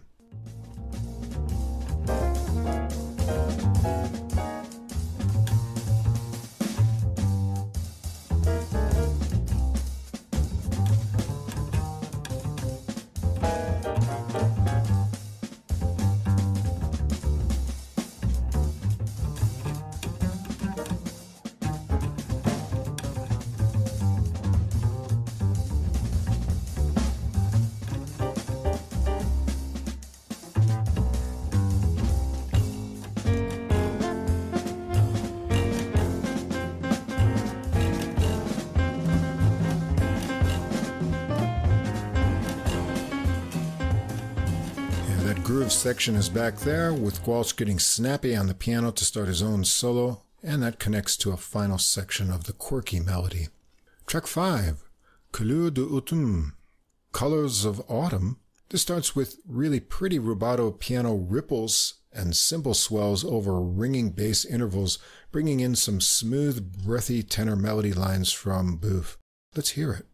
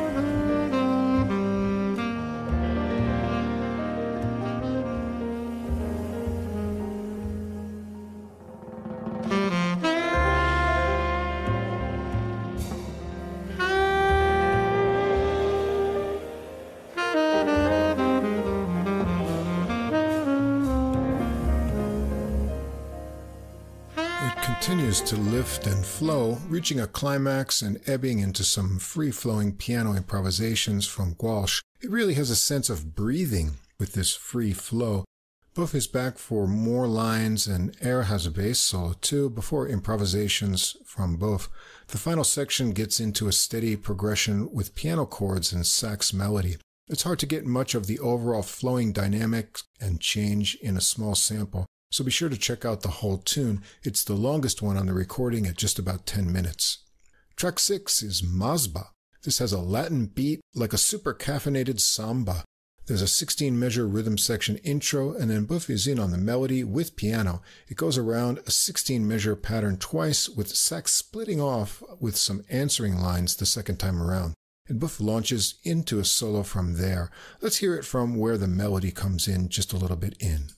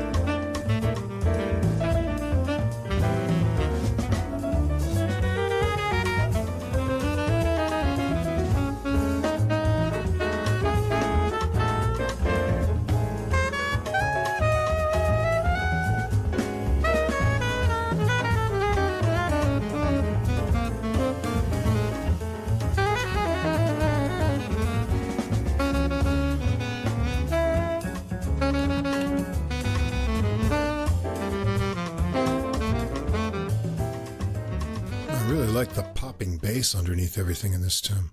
Walsh has an exciting solo on this tune as well, so let's sample a little bit of that.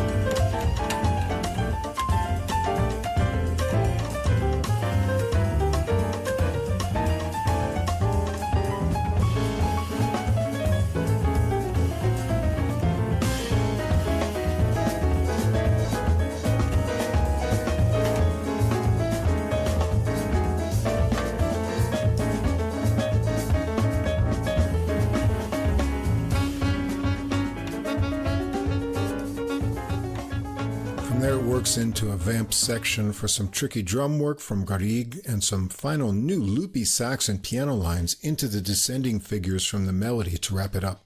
It's a really fun, exciting tune. Track 7, the title track, Long Distance. Along a rubato ballad start with piano and soprano sax, it gets into a loping loose groove when drums and a bass ostinato join in at about 1:20 seconds under the soft sax lines. Walsh has a piano solo working into softly ringing chords, and Buff's soprano solo is a mix of contemplative phrases and speedy darting lines. Let's hear some of his soprano playing on this tune.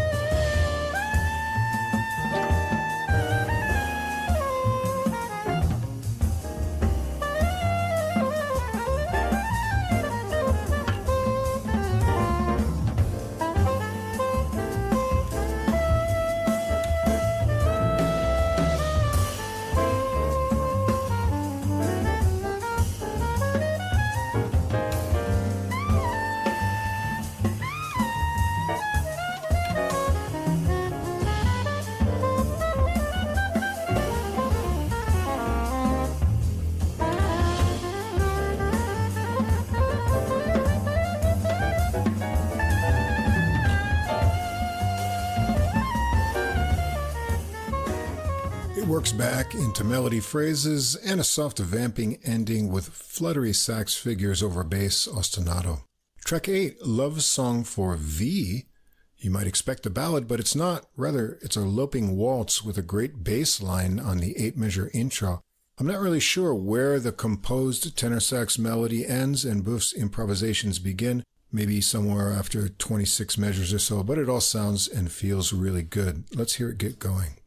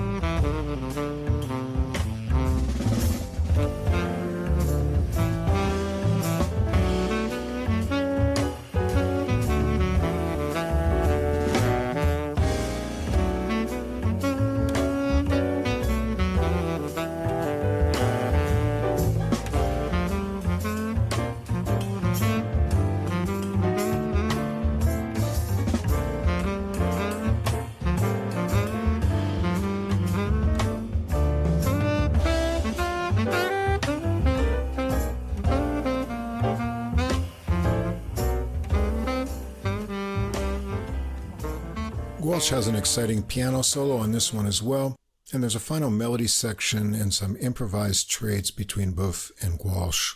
And the recording ends up with the 9th track, La Nuit s'achève, The Night Draws to a Close, a soft solo rubato piano opening that lifts and meanders. Bass and drums come in at about 1.5 minutes, and there's a soft waltzing 32-measure tenor sax melody. Let's have a listen from where everyone joins in.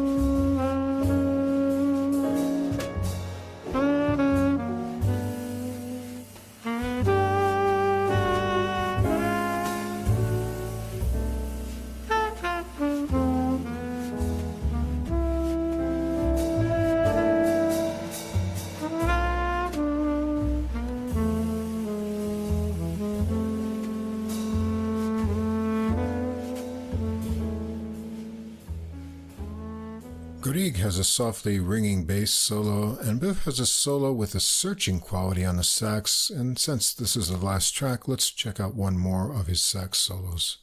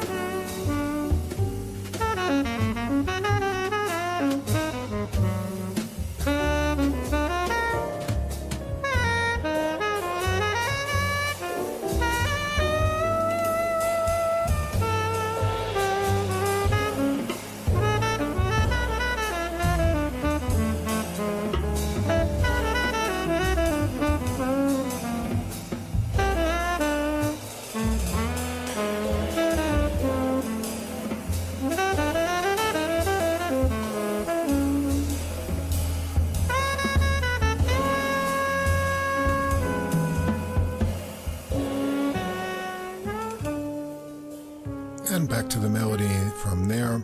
Played in unison with the bass this time, and then soft piano and sax lines take it to a gentle ending. Dedicated to Wayne Shorter, and you can hear that influence in Buff's concepts. There's a nod to Ornette Coleman as well, all original compositions from Buff that have a mix of catchy melodies and more extended complex structures. There's a lot of variety of rhythmic feels and different meters that Rodrigo accentuates well on the drums. Buff's solos on tenor and soprano sax are explorative and fresh sounding. He adds a bit of flute and clarinet early on for textured backing. Walsh's piano solos are rhythmic and exciting, and Air has some nice spots on bass as well. The overall atmosphere is open, fresh, and airy with a lot of modal landscapes. It should give you both a satisfying and challenging listening experience. Yeah, I would agree with that open, airy sort of description that you said. I wrote it's a late night romantic feel despite the more energetic tracks.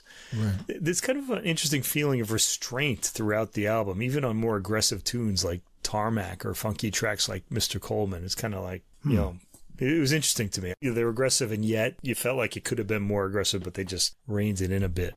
I thought the pianist Walsh played with enjoyable chord colors. I liked Buff's tone on the sax throughout, too. His more aggressive lines have a softness to the edge of the tone, and I really liked that. It kind of invites you in. Compositions offer a lot of variety, Latin vibes in Mazba, and the late-night loneliness of Long Distance I really enjoyed. It's produced and it sounds great. I like that the individual instruments are all easy to hear. And it's a rich-sounding album, and I liked it. Yeah, a nice sax release from France. A little different from the Italian records. It's got there's more a reined-in feeling to it. Yeah, a little bit of nice restraint there, yeah. Yeah. All right, well, we're going to go back to Italy for the final recording from Cristiano Giardini on Bird Box Records, Odyssey, released on May 31st. Cristiano Giardini was born in 1971 in Sicily. He studied piano and classical clarinet in his youth, and after getting his diploma in 1992, he turned to jazz. In the summer of 1997, he was accepted to the Conservatorium van Amsterdam, where he obtained a jazz degree. In 2002, studying with Chris Potter and Dick Oates. On the way, he's been a member of the Mediterranean Jazz Orchestra and also continued pursuing a second jazz degree. Some of the names he's played with are Fabrizio Bosso, John Clayton, Maceo Parker, and Ben Sidron. About this recording, there's a quote, "The journey of Ulysses is just one example of what could be the journey of each of us. The Odyssey is mine." I agree. Yeah. Cristiano Giardini presents the Odyssea, a jazz concept album inspired by travel as an inner adventure and personal growth. Odyssea was born from the history of places dear to him, Acitrezza and the Faraglioni, or Islands of the Cyclops, linked to the Odyssey, the epic from the poet Homer. All right, on this recording, Cristiano Giardini on tenor sax, soprano sax, and all compositions, Luca Manuzza on piano, Sasha Mashin on drums, Kim Baiunco on bass, and Paolo Recchia on alto sax. The recording is going to get underway with Il Viaggio, so the journey or voyage. A hard, bopping, exciting tune to start out. There's a harmonized sax melody in two 16-measure sections with different endings. The second time, it breaks into a little piano section with flowing sax backing lines for 8 measures, and then there's a final 8-measure sax section. Let's hear this get going.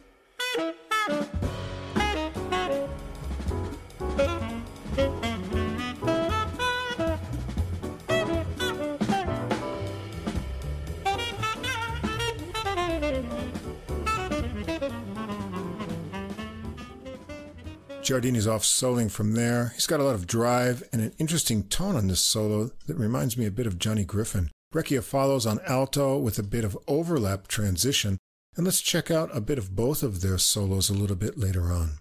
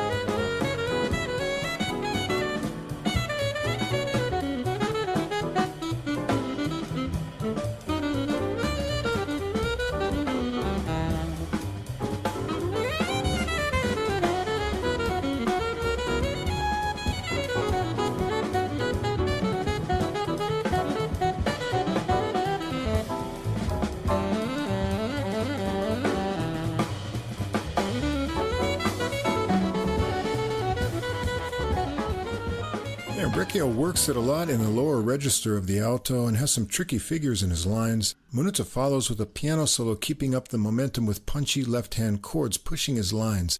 The saxes join in with some legato backing lines before coming back to trade fours, and then some spontaneous improvisations before a final 16-measure melody section. It's an energetic start.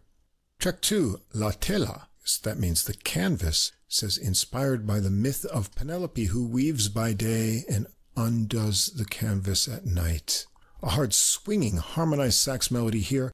It's an ABA form with 12-measure A sections and an 18-measure middle. I like the way the rhythm section stops up in parts of the melody. Let's hear this one get going.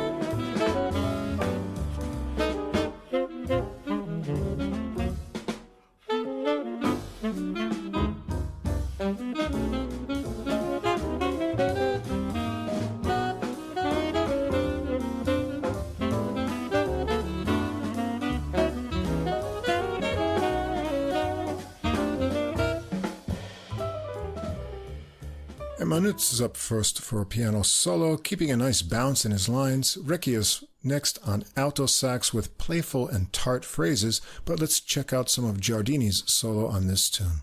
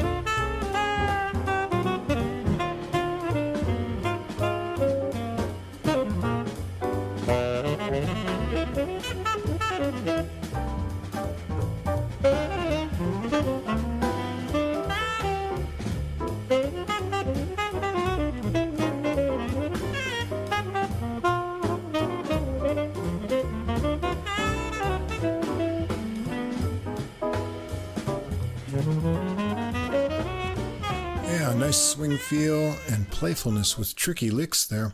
Martyn gets a little drum section before they take it around the melody once again.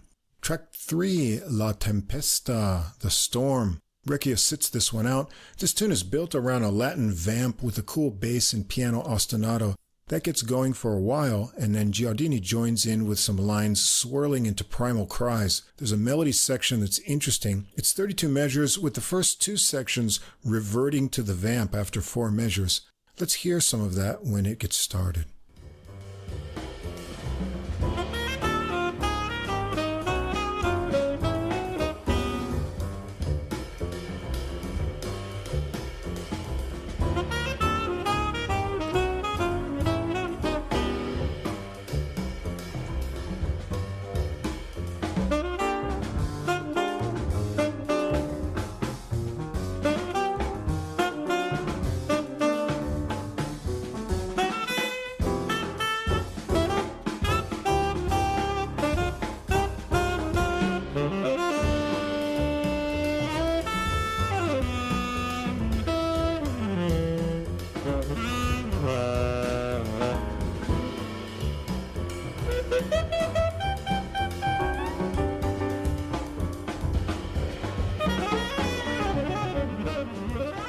Giardini swirls off there into some improvisations for a while before the melody section repeats. Then Giardini continues on with more free improvisations, exploring tense and angsty ideas, matching the storm theme. The insistent ostinato vamp breaks up for a piano solo from Manuzza. So let's hear some of his playing on this tune.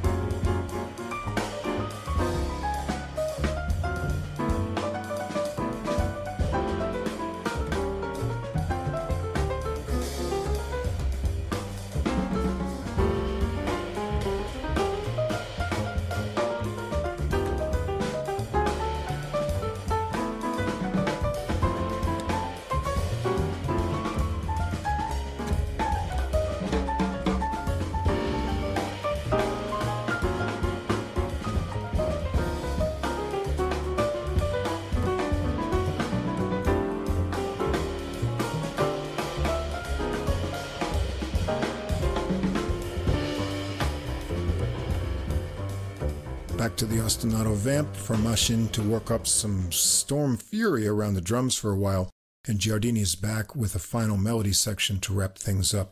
Track 4, Il Ciclope, the Cyclops. Recchio's back for this hard swinging number with a nicely arranged harmonized sax melody. It's built in an AABA form of 16 measure sections, but each has distinct 8 measure phrases. Let's hear it.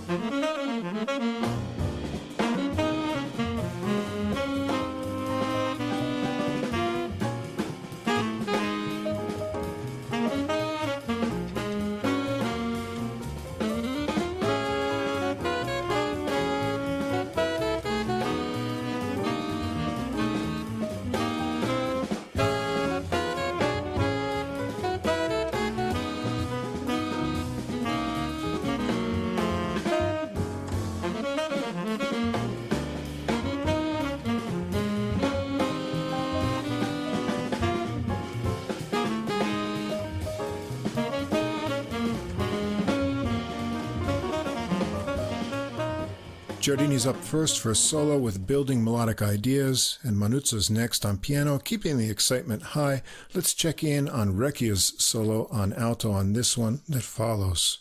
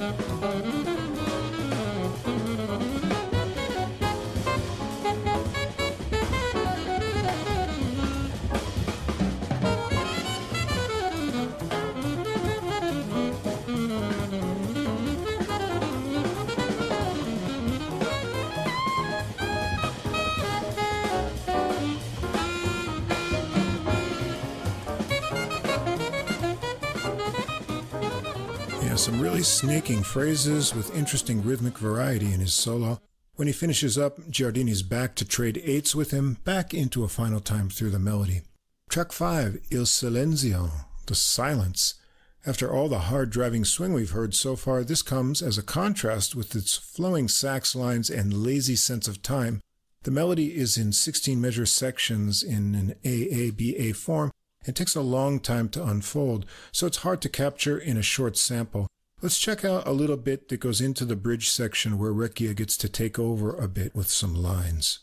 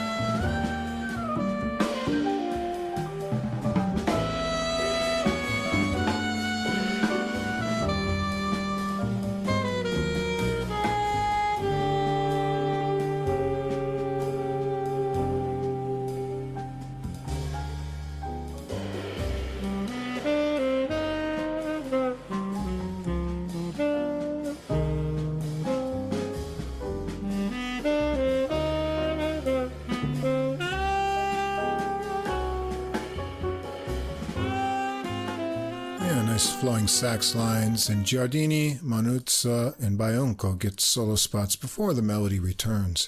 Track 6, Le Mille Stelle, the 1,000 Stars. I'm reading about this on the Switch on Music Italian site. Of course, translated into English for myself, this description was kind of interesting. It says it's a love story whose original title was thought of in English, The 1,000 Words I Never Told You. Dedicated to a special woman, Giardini wrote the song by empathizing with Ulysses and imagining himself in the middle of the sea on a boat at night in the Mediterranean Sea, thinking and reproaching himself for having going to war, for having gone to look for the misadventures that took him away from her. A star for all the things I didn't tell you. Pretty romantic concept there. Very nice. It's a soft and tender ballad. The rhythm section gives it a pretty intro. It's hard to capture a lot of the AABA form melody in a short sample, but let's hear a bit starting with Recchia getting it started and Giardini coming in on soprano sax once it gets into the tune a little bit.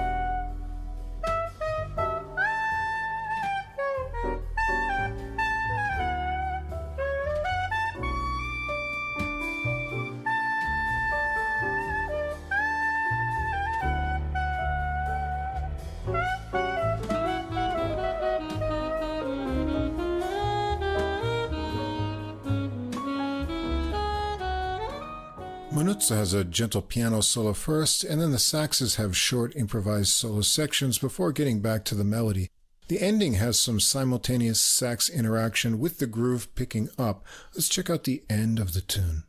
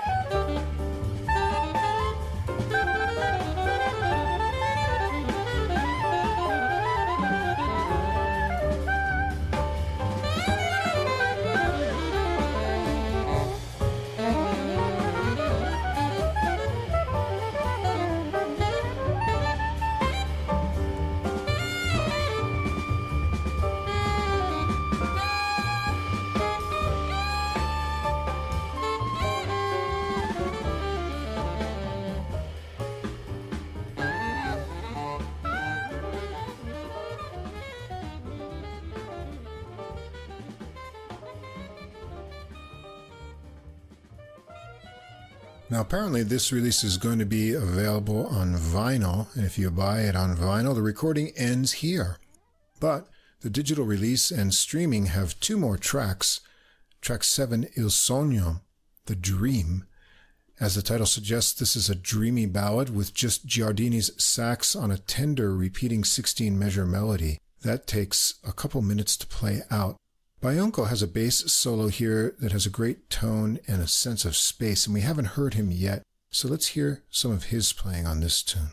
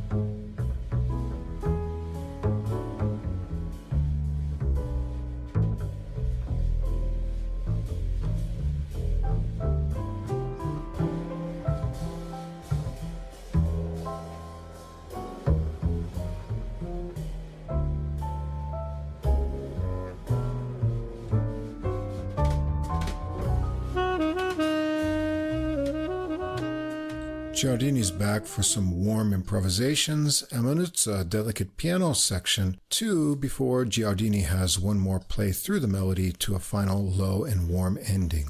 And the second bonus track on the digital version is La Vendetta, The Revenge. And this is a boppy rhythm changes tune with a fun arrangement. The drums get it going, and then there's a sax melody without a B section, just bass walking over the drums. Let's hear this get going.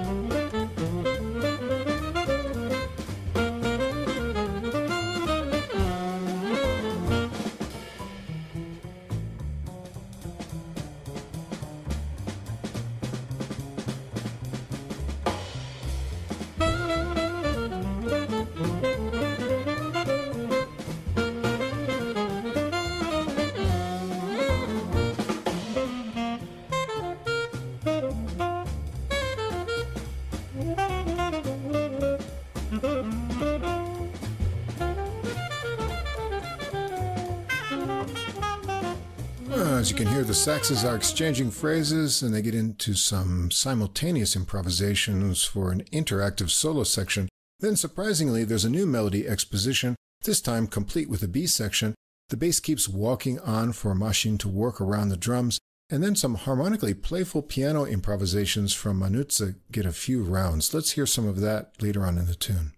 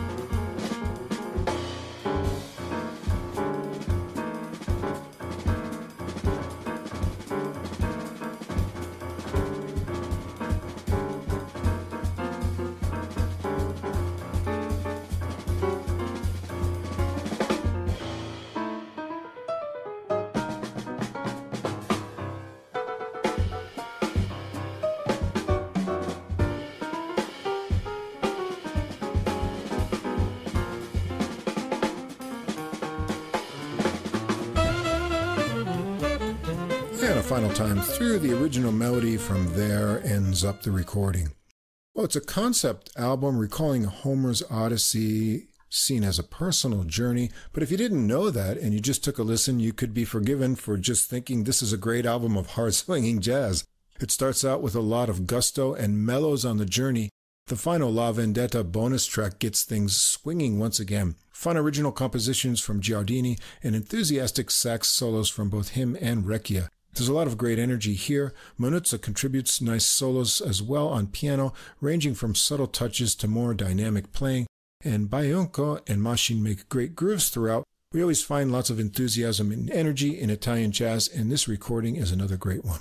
Yeah, earlier I mentioned that Italian jazz players get a sense of lively enthusiasm. Yeah. And this album is probably livelier and more enthusiastic than most. Yeah. The styles are traditional, and they've got them all down.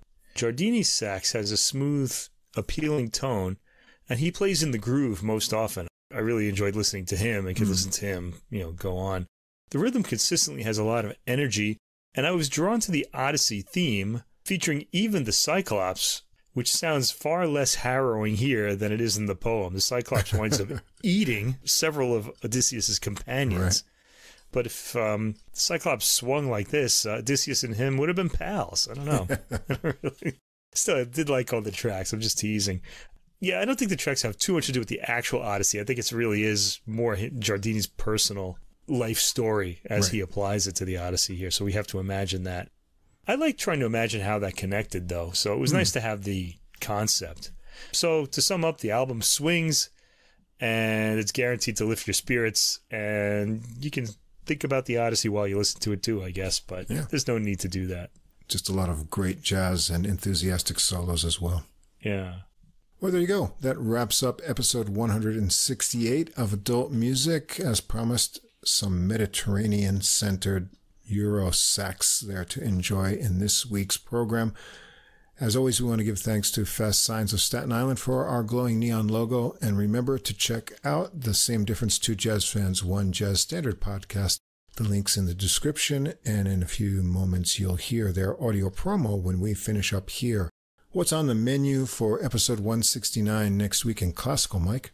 Let's see. I've got an album of Mozart's symphonies by a hotshot young Finnish conductor. It seems like there are several of those out there now. This is the first of what looks like it's going to be a really interesting series called Brahms and Contemporaries, which is going to feature a chamber work by Brahms and then a composer that we probably don't know much about on the same album, and that's the case here. And the third album is our long-awaited follow-up to last year's Bertrand Chamayou recording of the Satie and John Cage piano works with the promised album of John Cage prepared piano works. That's all we're going to hear on this album is an hour of prepared piano works. Let's see if I'm ready for this, because I've never heard so many prepared piano works in one album. So this week we're going to see. Well, I'm going to have to hear all of it, but I'm sure I'm going to like it. They're pretty the limits, of prepared piano. I don't know if we're prepared, but we'll find out. I think so. It's actually a pleasant sound. It's just that we're not, we just don't hear it that much. These are probably works that we should probably hear more of. Great. And on the jazz side, we're going to check out Austrian pianist Carl Winther's new recording with Richard Anderson and Jeff Tain Watts. And as a piano trio, that'll be exciting. We've got a new recording on Cellar Live, which has the interesting combination of trombone and guitar. That's a Horizon song by Kelsley Grant and Andrew Scott.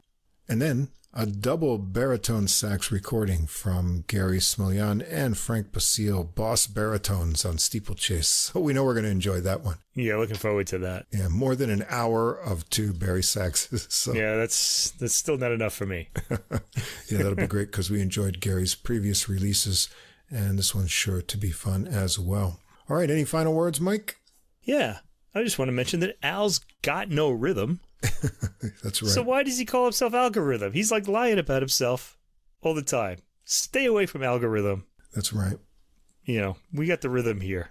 It's funny that we started the podcast talking about algorithm, and we ended up with a Rhythm Changes jazz tune. Right. But stay away from the algorithms. They're just going to give you more of the same thing. You want variety in your life. Think about your garden. You don't want just one plant. You want a lot of things. And come check us out for your new classical and jazz releases every week. And you can go back through that catalog. As I said, we're up to about 1,000 releases. It's coming soon for our 3 years here. We'll have a little celebration. By the way, anyone who's still listening at this point has to be a really dedicated listener. So I have a full list of all the albums we've covered if you're interested. And I've got all the probably, I don't know how many thousands more that don't make it into the episodes that are still really good. Those are listed up too. So if you need more, just give us a message. Yeah. Yeah, I've deleted a lot of the classical ones because I had a list of them. And then the ones we don't use, I delete. I should have kept them. But then I'd want to buy them, and I can't do that. Oh, okay. I've got archives for every month in the jazz selection. So if you're interested in the history of the podcast or the documentation of all the other recordings that we could only get on if we did this every single day of the week, even then we'd still only get a small fraction of them in. But they're all there and written down. And maybe someday in the future when I have lots of free time, I'll go back and listen to all the ones that I couldn't get to. In an ideal world, we'd have them all on CD. Yeah. Lining the walls of the mountain lair. Anyway, all those recordings we mentioned for next week will be up on our Deezer playlist in a few hours after this episode is published, so you can go check that out there. And there'll be a link to it from our Facebook page if you want to get started listening early like we will. I'm looking forward to that. Yeah. So until next week with episode 169, keep on listening, and we'll see you again next time. Same difference. 2 jazz fans, 1 jazz standard. A review of a single jazz standard through music, history, and stories. And this is AJ. And this is Johnny. If you are a jazz fan and you like jazz standards, bebop, show tunes, ballads, you name it. Yeah, we've got them here. We drop a new show on you every other week, and we take a standard and we listen to a few different versions of it. Same difference. Come join the fun. Looking forward to seeing you.